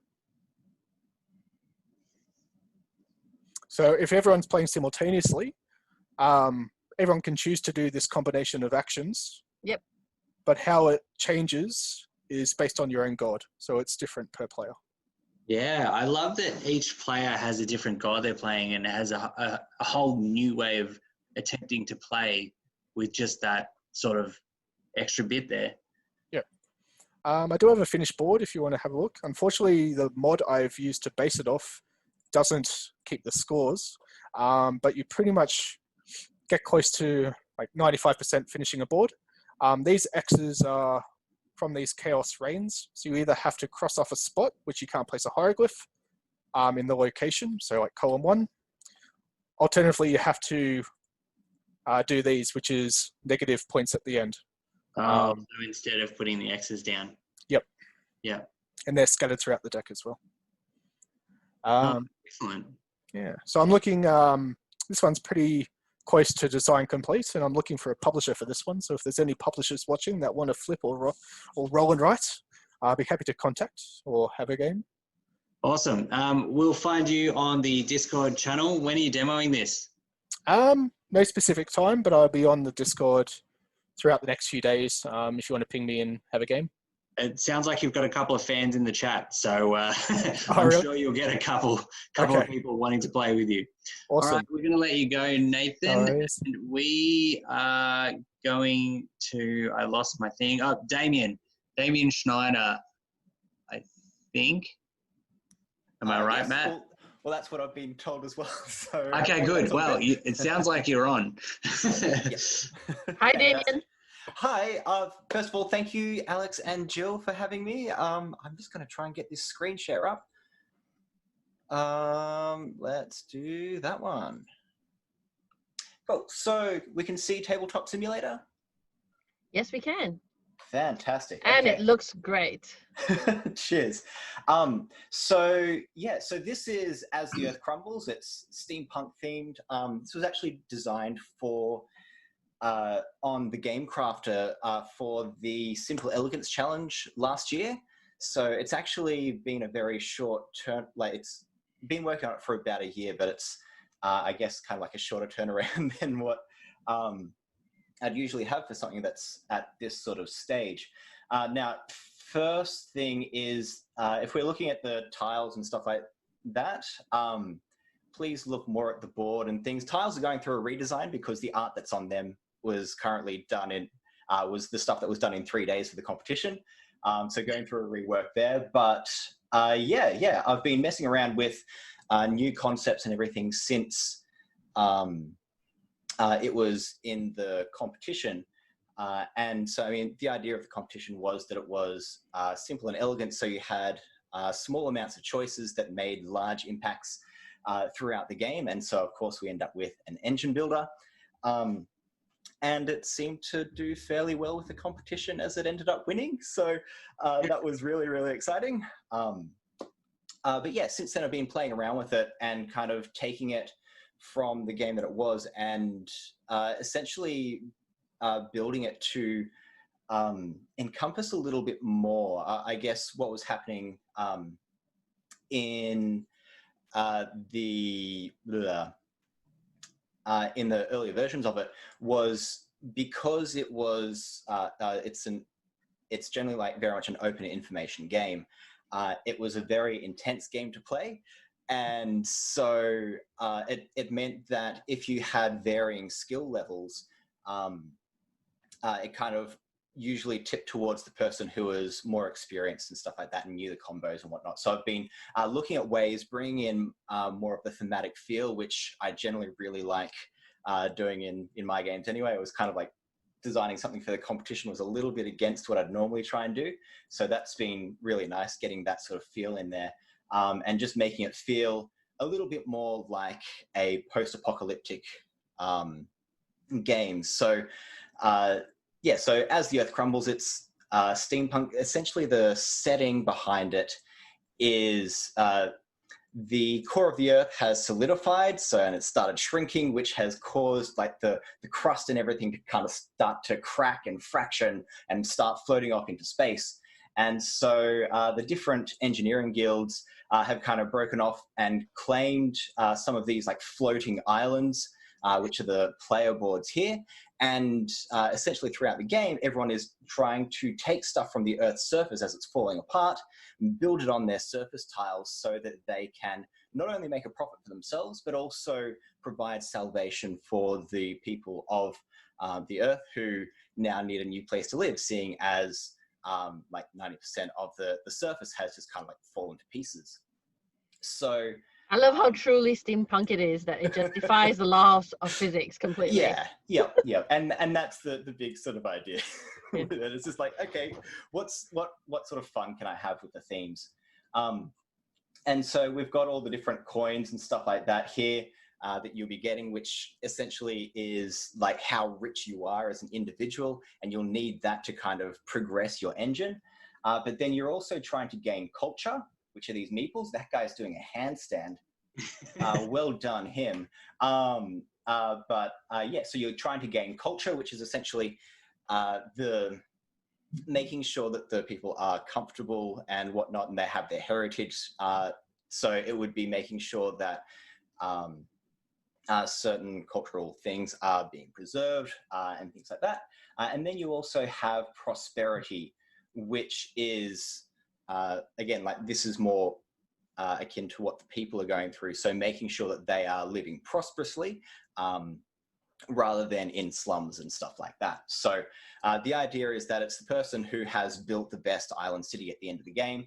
So you'll get all of these things here. And on Tabletop Simulator, this is one of the fun sorts of things with this. You can highlight all of those and it'll actually calculate your points for you. So you've got essentially 5 coin is worth 1 victory point. These guys are worth 1 victory point, and then that's each of the prosperity is worth 5. So you've got this escalating set of tiers that you want to try and accommodate for.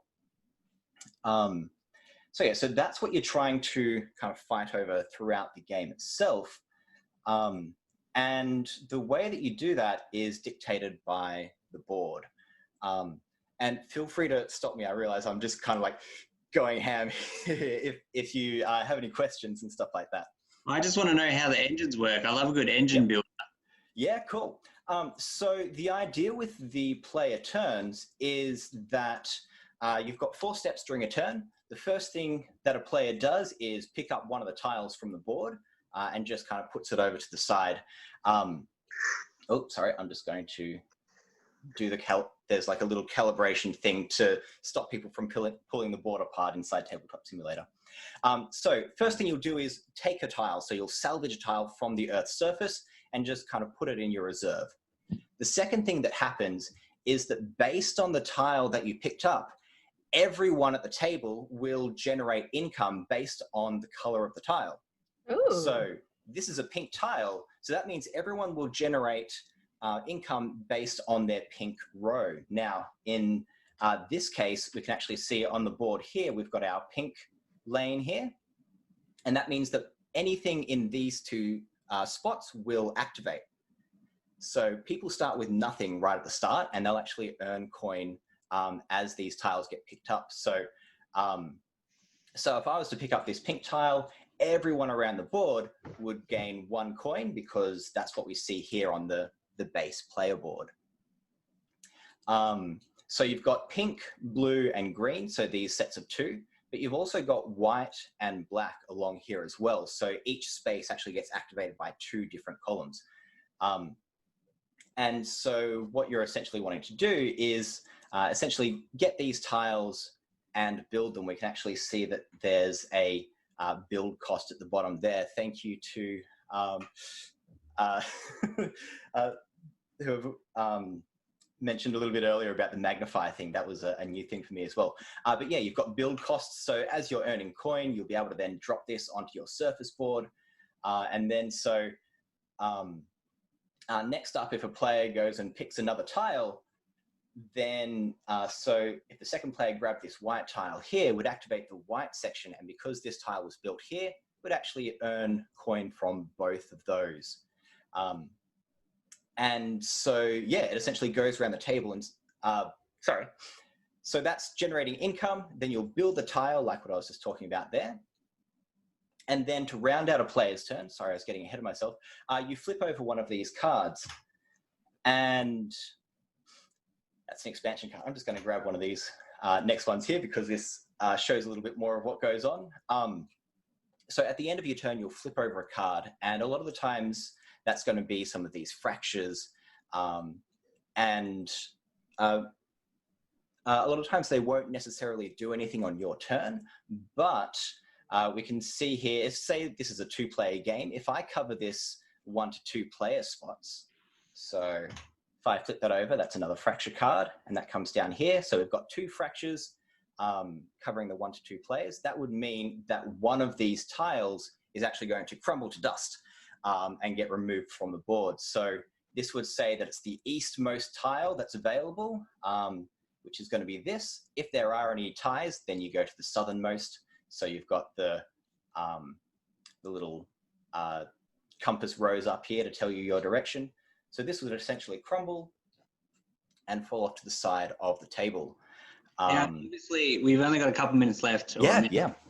Now, obviously, you can't take tiles that are covered up by other tiles. Correct, yes. And all the combo building here, all the engine building is to generate more coin. To generate more coin and then translate that into culture and prosperity. So early on, you want to make sure that you're earning enough coin to build all of this sort of stuff. But then later on, you want to make sure that you are converting to culture and prosperity to actually get the larger victory points. And some of the balances in your decisions need to take into account. It's like, oh, you might go early into starting to build up culture, but you can, if you rush that too soon, you can kind of start to run out of money as well. And so you have to kind of dip back into that. And so it's this nice little balancing engine there, where you've got to make sure that you handle those tiers. So I can see that there's a little bit of setup in making sure that level 3 cards are down the bottom, that sort of thing. Then you can... Yeah. So there's 2 levels. There's advanced and there's basic tiles. So the first 2, actually, if I'll grab this here. So we've got the first 2 levels are your advanced tiles, and then the next 2 levels are your basic tiles. So that means that the game eases you into playing.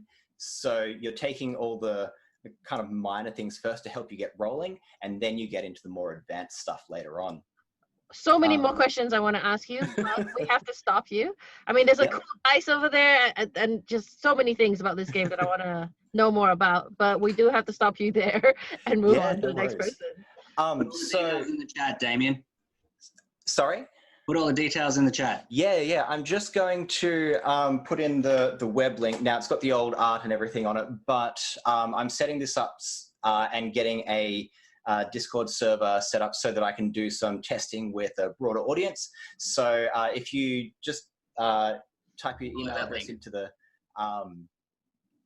little sign up thing, and that way you'll get all notifications about it. But yeah. Perfect. Is that the timing? Yes, that's the time. Thanks, Damien. Excellent. Thank you so much. All right, next up we have Travis, who's standing in place of Stuart Pearson. Stuart couldn't be here, something like some poor excuse about having a baby, and like I thought it was a bit weak, really, that he couldn't make it. But Travis is here instead, so that's just weak sauce. I mean, is he in the hospital or something? Not good. It is weak sauce. He's locked into that hospital. They don't let you out at the moment. He's well locked in there. But that's all right. We've been working on this game for a little over a year now. We did take it to PAX last year. I'm going to share my screen with you. It's actually just a PDF because I'm sharing from my phone internet, so I didn't log into Tabletop Simulator. I remember this coming up on the TGDA because he was worried about the name. So how do we say this name? Look, it depends. How Aussie do you want the name? Or more French. So look, Espalier, take your pick. Look, it's such a thematic game. It makes sense. I think when we're pitching to a lot of the US counterparts, they weren't really on it. We haven't pitched to many Euro companies yet, but we kind of want to see how they take it on before we kind of discuss the name any further. But yeah, we've been having fun. So Espalier is a simultaneous play, spatial and puzzly tile laying strategy game for 1 to 6 players about cultivating fruit trees. Players can compete to grow the most aesthetically pleasing and heavily fruit-producing tree throughout the 4 seasons. And then as your tree grows, you get to feel the tension as your branches either line up or don't, and you try and create basic and masterful shapes. And you're really trying to then each season outperform the other players in some seasonal goals as well. Essentially, there's a large resource management component where you have to use your water to gain your fruit correctly, and then a use of pruning, and which is removing branches, grafting, which is adding branches. So look, I'll get into some of the mechanics and we'll see through. This is an overall look of the game, just here set up on the board. This art, look, we've just played with. We're not really, we're playing with different versions, trying to sort of come up with for good play testing, and it's been fun. It looks absolutely terrible on TTS, which is why we might change the way that it looks a bit. But in person, the tiles we feel look kind of cool. But yeah, as they're not. I love anything that when you put it together, all the sides match up. Yes, well, that was probably one of the biggest design challenges, and just making sure it works. We've also discussed potentially do a flip and write version of the game, which you can do, just because it would be just a little bit easier to teach players. But since Stuart's, decided to be so busy at the moment, we haven't got onto that. And as we're both teachers, look, now at school holidays, I might be able to tuck in a bit more time and to get that happening. So as we look through, so essentially at the start of the game, you don't have any board. You start with whichever season you're in. And each season, every player is allocated a different amount of the tree tiles as well as water. You flip over your tree tiles one at a time, laying them up to try and make the different shapes. And then once your tree tiles are all laid out, then you spend your water to purchase fruit and to cut and prune and add on branches as needed. Some of the shapes you can make here, at the top left, you can see there's a triangle. They can be of any size or orientation. They're the easiest shape, they're worth a point. Diamonds, this middle shape here, worth 2 points. Squares on the right, top right here, they're worth 4 points. And then we have difficult designs. So there's 8 different difficult designs and 3 are pulled at random at the start of the game. So just as an example here, bottom left, we've got what we call the ramp. Then in the middle, we've got a house, which in this case, it's on its side. And then we've got a parallelogram. And the more difficult shapes, we've also got things like doing a gem shape and also doing a heart shape. And they score up to 10 points. And they're really quite difficult to make and take a lot of spatial skill and forward thought to actually get that to come up in your tree. I can already see myself going completely AP. Well, this is where I found, well, I'll get there, but we found that the components of having, a lot of the tiles are very similar. Like there's just a slight change in the branch variation, but being able to prune and graft branches gets you off that analysis paralysis. We've not really found, and we've done a lot of play testing over a year and a half, that people generally don't get too stuck up on that. It's more thinking about, because there's quite a few ways to score. So here we've got fruit.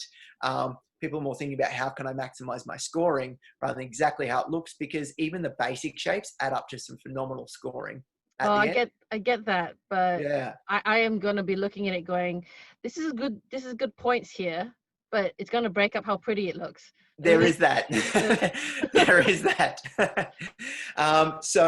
At first we've had lemons score 1 point per intersecting branch. So the lemon here would be worth 3. The limes would be 2 points per intersecting branch, so it's worth 6, and the oranges are 3 points per intersecting branch and worth 4. After talking to some publishers, we're actually going to change it so the lemons and limes, so it goes green, yellow, red like traffic lights, but not in this little picture I've shown you here. The seasonal goals here. So this is sort of where the player interaction happens. Because it is a simultaneous play between each season, we wanted to really bring the players together, and we're scoring on how well you do on each of these goals each season, and it really varies your strategy each game. And again, it focuses players to a particular idea that they can work towards to really get those bonus points. So you can see here, this game was a Wynnter first, with the top left tile being the Wynnter token. And that orange with the little red down arrow is the least amount of oranges. So players with the least oranges will score 10 points, followed by 6, 3, and everyone remaining would just tie on 1. So whether it is a 2-player game or a 6-player game, we still use the same board. And then we can see down in spring, we've got the most amount of mulch tiles. I haven't talked about that yet, but I will soon. In autumn, it's the least amount of prunes used. So that's removing of branches. And the bottom one here is the widest tree. So depending on how many tiles across you've grown. So we're not actually playing on a board ourselves. We're just playing tiles in front of ourselves. Yes. And everyone gets their own little stack of cards each season. So it's somewhere between 4 to 7, depending on the season. Mm-hmm. And then, of course, each season you also get between 4 and 6 water, depending on of course, in winter you get a lot more water because it's raining. And in spring you get a lot more tiles because there's a lot of growth. And so we've tried to mix in that thematically as well. So here I've tried to illustrate where you can prune. So on the left-hand side, you can see here in the middle of this diamond, there's this unconnected branch. That's actually negative 3 points in the game as well. So by spending a water, cutting that branch off, you make it prettier, which is fantastic. And you gain yourself the 2 points for the completed shape, and not, so it's a 5-point turnaround for that 1 water. On the right here, you can see we've got the gap, but instead of pruning it, we've finished it off with a graft and made a triangle and a square. So again, rather than having negative 3, you've gone to actually a positive 5. So it's an 8-point turnaround for just that one. Because I thought houses were a difficult shape. Yeah, so it depends on the game. So because you can only have 3 of the 8 difficult designs in a game, you may be playing with houses, but you may not be playing with houses. Oh, okay. Yeah, so definitely if it was a house game, then doing the house would be a much higher scoring option. Here, yeah, definitely. Sometimes when you're pulling it, you flip a tile, so only you can pull over one at a time, again, to try and avoid analysis paralysis. but it just sometimes doesn't line up. So then you have a mulch mechanism, which is a 2-aspect mechanic. First of all, you're just discarding that card in your little discard, but you also gain 1 extra water resource to use that season.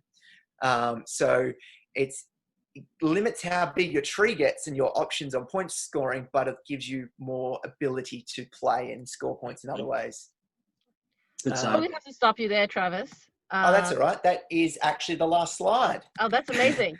But I did want to say, if you're taking suggestions on your points for the fruits, limes cost the most, followed by lemons, and then oranges are super cheap.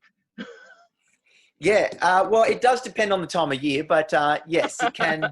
it definitely can go that way. So we can go red, yellow, green as well. We're more than happy to flex with that. I think, as Rocky was saying before, going shopping for limes, I was just like, what do you mean? You cost me $2. What do you mean? You're so small. They definitely do that. So we are on Tabletopia. You can see the little link here. I'll put it in the chat in a minute. We're also on Tabletop Simulator. It's a nuisance of a code. We do have some Steam. I'll have to dig the link from wherever that's hiding. Stuart's links here. You can email us at Lazy Arvo Games. We're on Facebook. That's probably the easiest place to chat to us. So if you want a print copy, I wouldn't suggest it takes hours to cut. It's better off playing on Tabletopia or on Tabletop Simulator. And look, we're more than happy to send that through. We're just in the middle of editing just a quick rules video as well to make it really simple to jump in and play. Yeah. Awesome. Thanks a lot.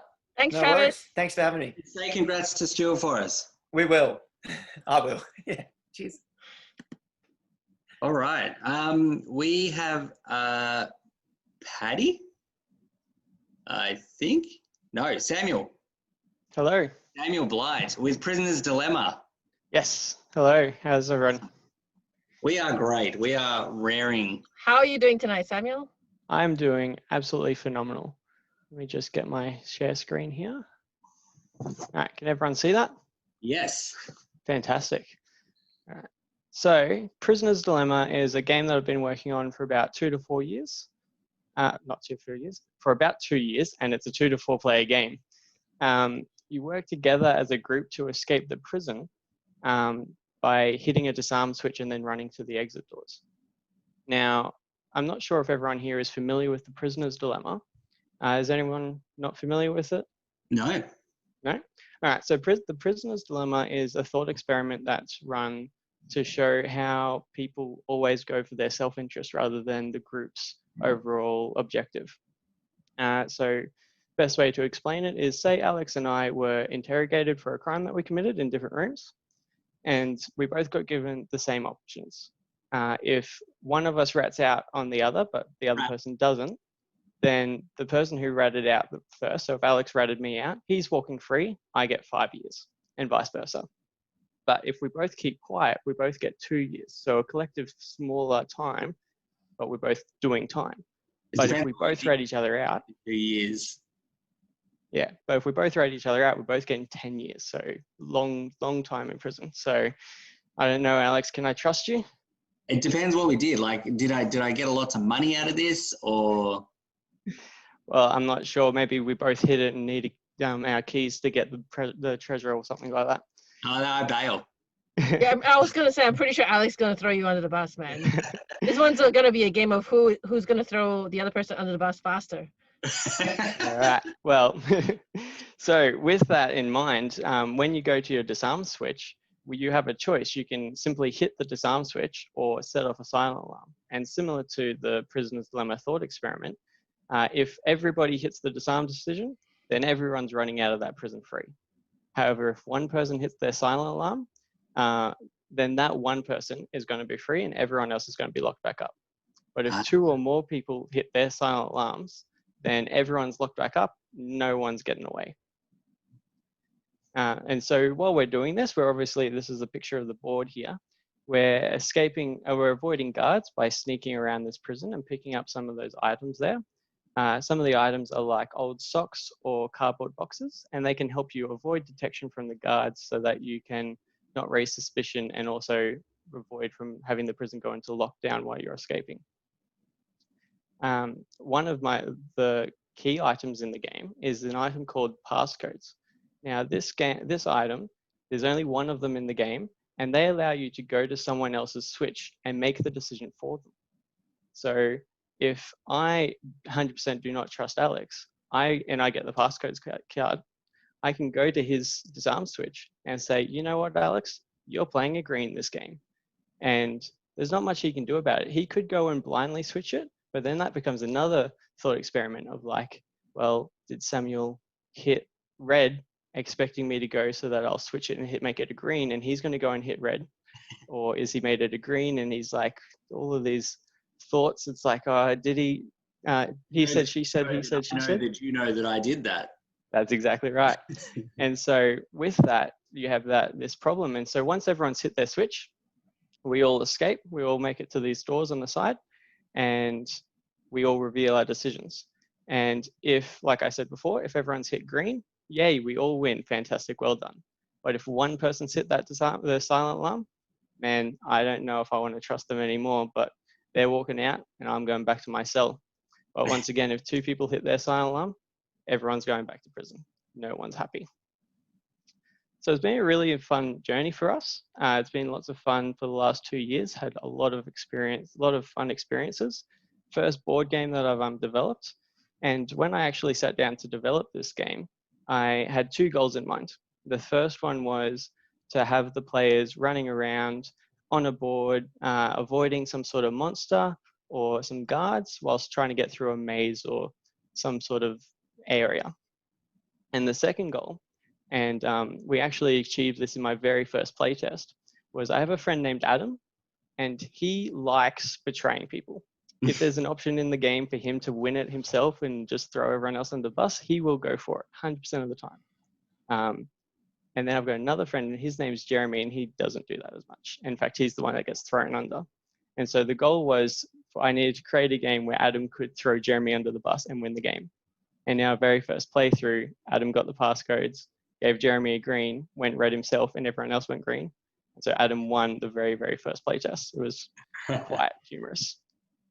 So the game's designed to go in about 15-minute rounds, and so that you can get 2 or 3 playthroughs in one sitting and have different outcomes, because it's not fun if everyone hits red in the first game and you're like, oh, well, no one wins. All right, let's go home, pack it up. That's the end of the day. But if everyone goes red in the first one, maybe someone's feeling sympathetic in the second. And so they went red first, but now they're going green. And now the third player wins because they're like, suckers, you're all going green, I'm going red. Yeah. And then after that, they're like, oh, maybe sympathy vote. All right, I'm a team player. We can do this. And they all go green and it all works out. And so it's been designed so you can have those quick, repetitive games instead of like a nice, long, drawn out session. Yeah, cool. Where have you been demoing this?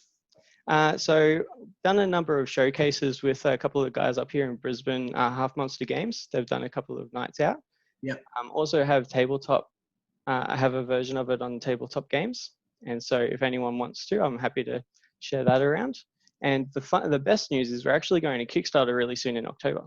Oh, fantastic. And so, yeah. One of those pages where you subscribe to? Yep. So we're on Facebook. I think it's a little bit cut out on my thing. I'll just drag that down a little bit. So we're on Facebook. So if you search for us for Prisoner's Dilemma, the game, or just simply Prisoner's Dilemma, we should jump up.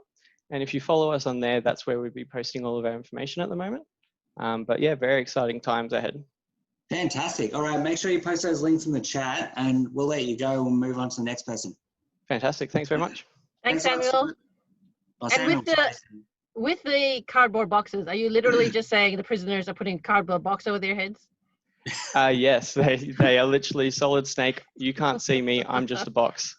In the prototype, we actually have little 3D boxes printed, and the models are about... The socks. Yeah. Is that like, I'm going to throw a smelly sock over there, and so the guards are going to think I'm over there? No, so the socks, you put on the old socks, and when you do a move action, you don't need to roll suspicion dice. Oh. And so it's like I'm sneaking, quick, slide. I love it. Okay, thanks, Samuel. No worries, thank you. All right, now we have Patty. So I was mistaken before, but now we have Patty. And Patty's showing us That's okay, guys. How you going? tribes of Korash.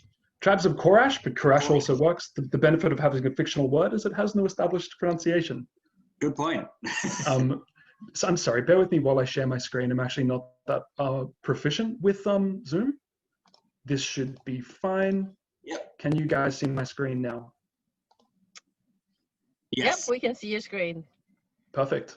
How are you doing, Patty? I'm doing very well. Hello. Hello, Jill. Hello, Alex. This is basically a setup from maybe 5 or 6 turns into Tribes of Korash. So what you're looking at is a fairly established game between the Dust Flag tribe, who are these fellows here, and I'll show off some of their units. Hello. Here's a giant snail. Here are some gleam delvers. Here is a worming rig. And Iron Sun, who are colonial imperialists from another continent. They're not from Korash, but they're here to basically establish a colony and begin making it part of the Tordassian Empire. So Tribes of Korash is a lore-rich strategy card and board game. The board is made of cards, so I think you can call it a board game. It counts. It's for 2 to 6 players, and I'm trying to build a game that players can immerse themselves in, can read the lore about, and every asset in the game represents a part of the Korash world. So along with the game, there's also fiction that I'm trying to write. I'm trying to write like a little piece for every location, every unit, every parts of the history. And it will play. Sorry, what was that?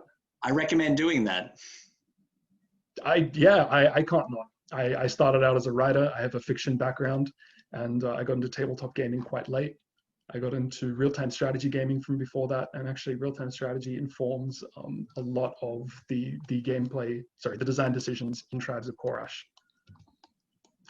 The game is exploration and skirmish level battle. And what do I mean by exploration? Well, at the beginning of the game, all of these territory cards will be flipped over. They're all deserts in Korash.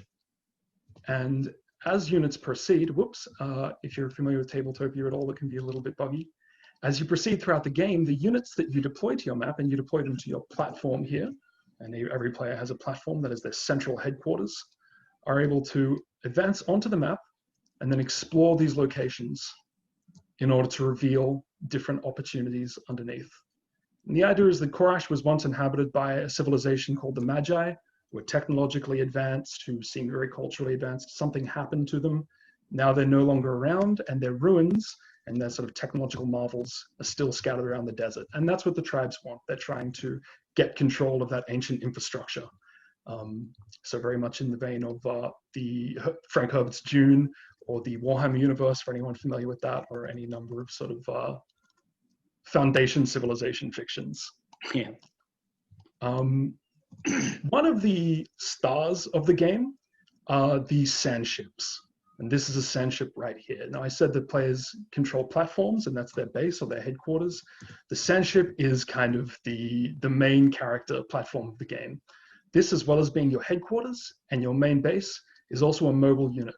So these units do not start on the map itself, but as this player would move their sand ship out, they would be deploying their units to it, and then from there, their units can move out onto the map to explore and to combat the other players' units and to take control of territories and stuff like that. The game lasts for about 20 minutes per player, but as you can see, and the board doesn't come part of the game, this is just like a Tabletopia asset. The map can be expanded for larger games and more player types, or expanded further for larger games and more players, including like allied rounds and stuff like that. Did you guys have any questions at this point? I just want to see more of the what's in the desert. Yeah, absolutely. Let me flip a few of these. There's a distinction between the shallows, which are safer, but less advantageous, and then the depths. And the depths is where some of the danger lurks, the depths of the desert, but also some of the opportunities. And for example, Cursed Ground, basically you don't want to be there. And then there's stuff like the Fountains of Pamai, which is an ancient location that still gives water, which is very valuable in the desert. And if you manage to use the harvest ability on the Fountains of Pamai, you gain influence, which is this little diamond symbol here. And ultimately, that's what wins you the game. So as the desert starts to be revealed, there's also an element of area control that can emerge. And I say can because with there's about 80 cards in the shallows and 100 cards in the depths, potentially. I'm trying to make a game whose replayability is really high. So I want players, even on like their 20th, their 25th, 30th game, to still be finding things that are surprising, novel, and combinations of territories that they've never seen before that will make sort of emergent gameplay. How long would a general game of this go for? 2-player, 40 minutes if the players know what they're doing, about half an hour per player and an hour if not. And there is some wiggle room because obviously with this many territory cards, sometimes games can be over quite quickly when objectives appear, and sometimes they can go a little bit longer. But yeah, from 40 minutes to an hour for 2 to 3 players. Sorry, go ahead. Do you get to choose your faction at the start, or is it dealt randomly or something? No, absolutely. You choose your faction at the start. And right now there are 6 factions to choose from, each with like a little bit of backstory written. And this is just what's in Tabletopia. So 1,000 Spears, for example, are sort of honor-bound martial warriors that believe all of Korash is theirs. They used to control it and they want to again. Rust Banner, kind of think Genghis Khan's Mongol horde, but on motorcycles. Then you have the Chromehand faction, who are robots with capes is probably the best way of describing Chromehand. They're creations of the Magi who are here to establish their own tribe and seek recognition. Why do robots need capes? Right. Why do robots need capes? Because they want to be seen as just as human and endowed with culture and intellect as any of the human tribes. I thought you were going to give me a real proper answer, like to keep the water off their parts, so they don't rust and everything. I suppose that is true as well. Yeah, sand would get absolutely everywhere. But no, they want to be recognized as just as much a tribe as any of the others. So yeah, 6 tribes, plenty of territory cards, a unique tactic deck for each tribe, and I should probably show off some cards from that. So this is Dust Flag over here. Dust Flag are the most peaceable of the factions. And they've got fun little units like this and the giant snail, which I showed before. Some examples of the cards. Earthbergs allows you to switch the locations of 2 territories as giant earthbergs within the Korashy desert shift about, which is something that's wont to happen. Cards like Durable Materials can be played as an interrupt on the fly to prevent damage being dealt to your units. And then things like Wrath, which is a straightforward combat card that can give you an edge in combat. And yeah, each of these factions also has a unique tactic deck, which provides sort of also some unique gameplay for each of the factions. Awesome. I love unique gameplay for factions because you always try something with one and then you try something different with the other, and you just go back and you try again and again. Yep. As someone that comes from a real-time strategy background, things like choosing a faction and each one having unique gameplay and then discovering that gameplay is kind of a given. Well, I came to tabletop gaming a little later than a lot of people, so I came with a lot of that real-time strategy bias. And so I want to see a lot of those things. And to me, the idea of like discovering a game over time is really where a lot of the meat of gaming is. I love that kind of stuff. All right, where should we find you in this game? Gosh, I would love to be able to post the URLs somewhere else because I don't know if I can give them all, but I have a blog, tribesofkorash.blogspot.com, or if you just search Facebook, there is a playtesting group that you can join where we organize. I have a Discord. I would like to be able to post that up somewhere where we also organize games from. Twitter. Awesome. Stick it in the chat. Just search Tribes of Korash into Google. Yeah. And we'll definitely have them in the show notes as well. Cool. Awesome. Awesome. We're going to move on to our any other questions, guys? Or no, we're going to move on. No, thanks a lot, Paddy. That's Thank you very much. Game, and I love the fact that you're sort of chucking in so much lore because I feel that makes a game as well. Yeah, I really love it when there's lots and lots of cards for me to look at because I just end up sometimes peeking at them. Just to find out what they are. Yeah, just to find out what they are, going, well, how many more times am I going to play this? I'm just going to read a few cards. Yeah. Also, thanks a lot, Paddy. Hi, everyone. I'm back. I'm Sheer. It's Sheer again. Yeah, got another game for... do I stop the other share screen, I guess? Welcome back, Sheer. Thank Just you. a minute. There we go. Perfect. So Right, you've got another game for us, and this one's going to be different to the other one. yeah, this game's quite different. This one I'm currently calling 6 Ways to Win a Showdown.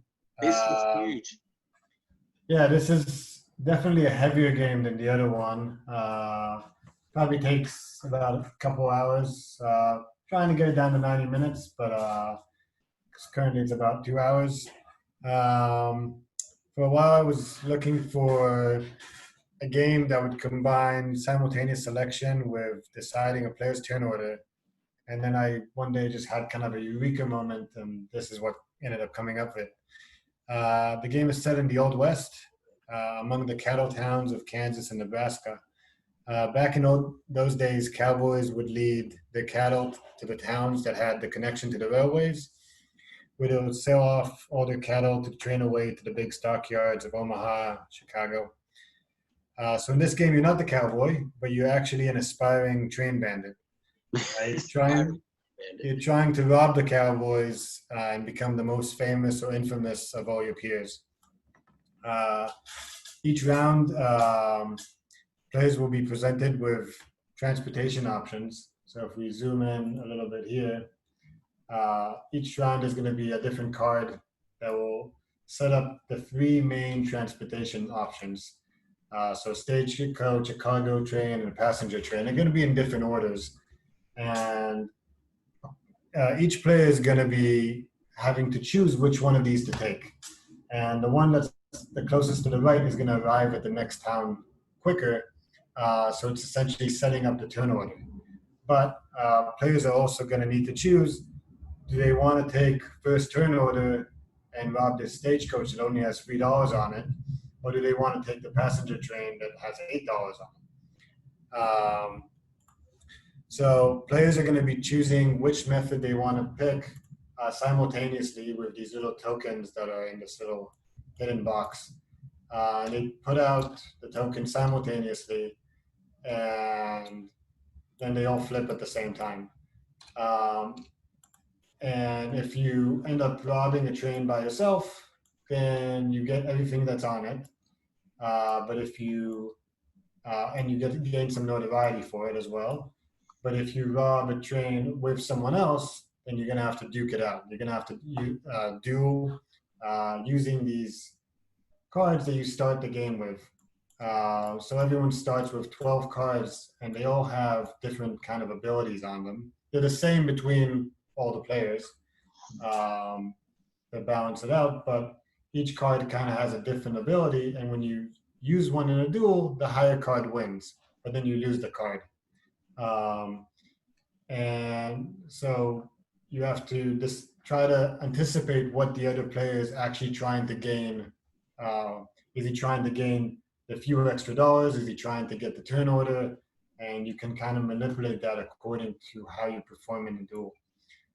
Once once the turn order is decided, you move on to the town, and the town kind of works in a worker placement kind of fashion. And you can go to the saloon and gamble, or you can go to the sheriff's office and turn in some bounties, or you can rob the bank, or go to the market and trade your horses for cows or for money. And the town has very limited spots, so the turn order is kind of very important in that regard.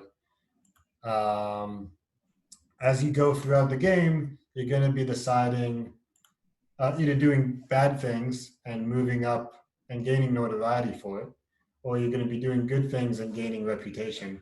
And this is shown on this track here on the top. As you're moving on the track, you're going to be gaining new abilities and new bonuses that are only given to you on that side of the track.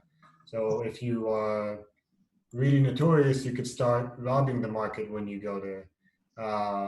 Even more, or if you're really good, you can become a sheriff and you can try to capture the other players when they're robbing a train. You can turn good. But not too good. I mean, you're not a good person, but you are pretending to be good. We're gonna be playing through 6 towns, 6 rounds of the game, And when we get to after the final round, you're gonna only have 5 or 6 cards in your hand, left in your hand. And these cards that you're gonna pick the best 5 to create the best poker hand. And that will give you a few more extra points to try to like push you up there and actually win the game. So it's kind of this efficiency game where you're trying to anticipate what other people are going to be doing, what card, because it's all simultaneous selection. Yeah. Excellent. I love that. Like you can do, your abilities vary based on how bad you are or how good you are. What's the gunslinger track? When you win duels, you'll move on the gunslinger track, and they will also unlock certain abilities. The first couple, because you're now a famous gunslinger, you can start firing off your gun and scaring people to give you stuff. But as you become even more and more prolific as a gunslinger, you can actually choose to use your power for good, and you can gain good reputation and kind of switch your kind of strategy. One of the goals of this game was that I didn't want people to have to, some games force you to pick a path, and some games force you to do a little bit of everything. This game, you can do either one of those things. So you can go all bad and just rob the bank as much as you want, or you can go really good, or you can go bad and then change your mind and go the other way. And a lot of the stuff has like open information. So if you might have a contract that you need to deliver 4 horses to Ellsworth. So I know that you're gunning for that. So I know that you might be trying to get those horses on the train. So maybe I'm going to try to stop you. Maybe I'm going to try to avoid you, depending on what my strategy is. Excellent. Can you just explain? I want to know what that last gunslinger slot is. This one. Yeah. So that's 3 victory points, or 3 fame. So every time you take a shot at someone, you get 3 victory points straight out. Well, it's when you move to this spot. Okay. It's actually pretty difficult to win all 6 duels. That means you have to be perfect throughout the game. Yeah. I've actually considered having a thing here that says if you actually get here, you win automatically. And I'm considering whether that's the best way to go with it. No one's ever achieved it. I've seen a few people get to 5, but going 5 times and winning 6 times and winning all of them is pretty difficult. So that's like you've just killed everybody, so you win anyway. Yeah. The players don't die. They get wounded and go and lick their wounds. I do like the gunslinger track because you're really rewarding people for the dueling, because personally I don't usually like the conflict like that. I would usually try and run away from it a little bit and go, you know what, I'll just go on this one rather than getting to conflict with this person. But if I'm going to get a big reward like that, that's different. So the idea was that obviously in most cases you're trying to rob a train by yourself. So you're trying to avoid people. But if you have to confront them, then you get something for winning. And in certain cases, you also get stuff for losing. Sometimes you want to be later in the turn order because some things can change in your favor. So yeah, as you can see, it's completely on tabletop. I'm looking for playtesters at the moment.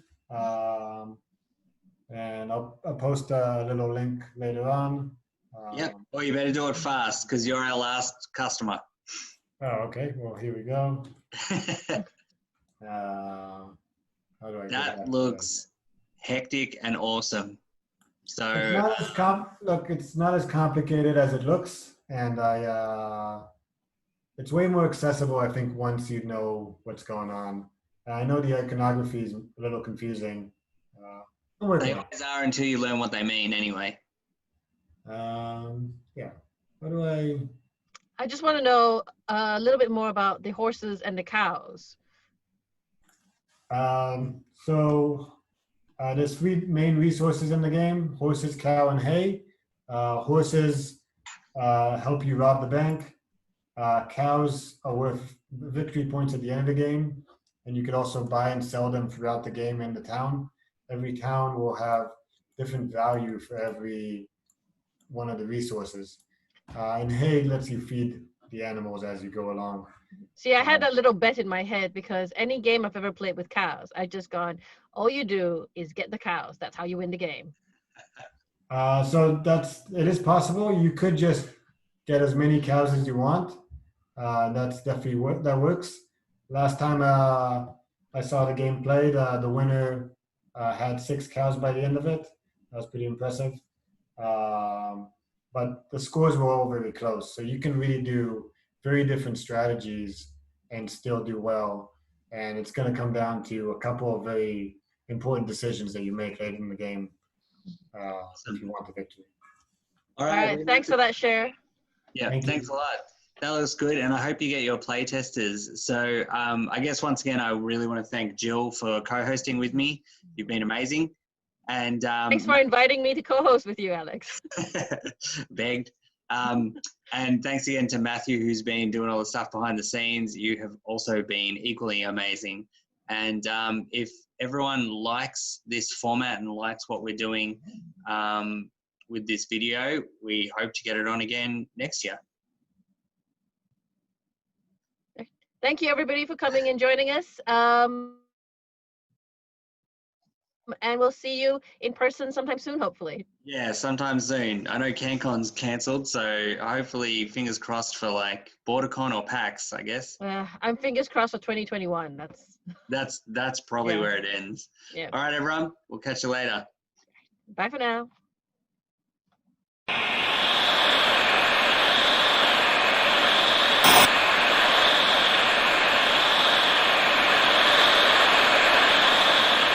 I don't need to prepare anything this time, Jill. I'm ready to go. I prepared something. Oh. Yeah. Oh. Oh, that's got a tie. Oh my God. Say hello.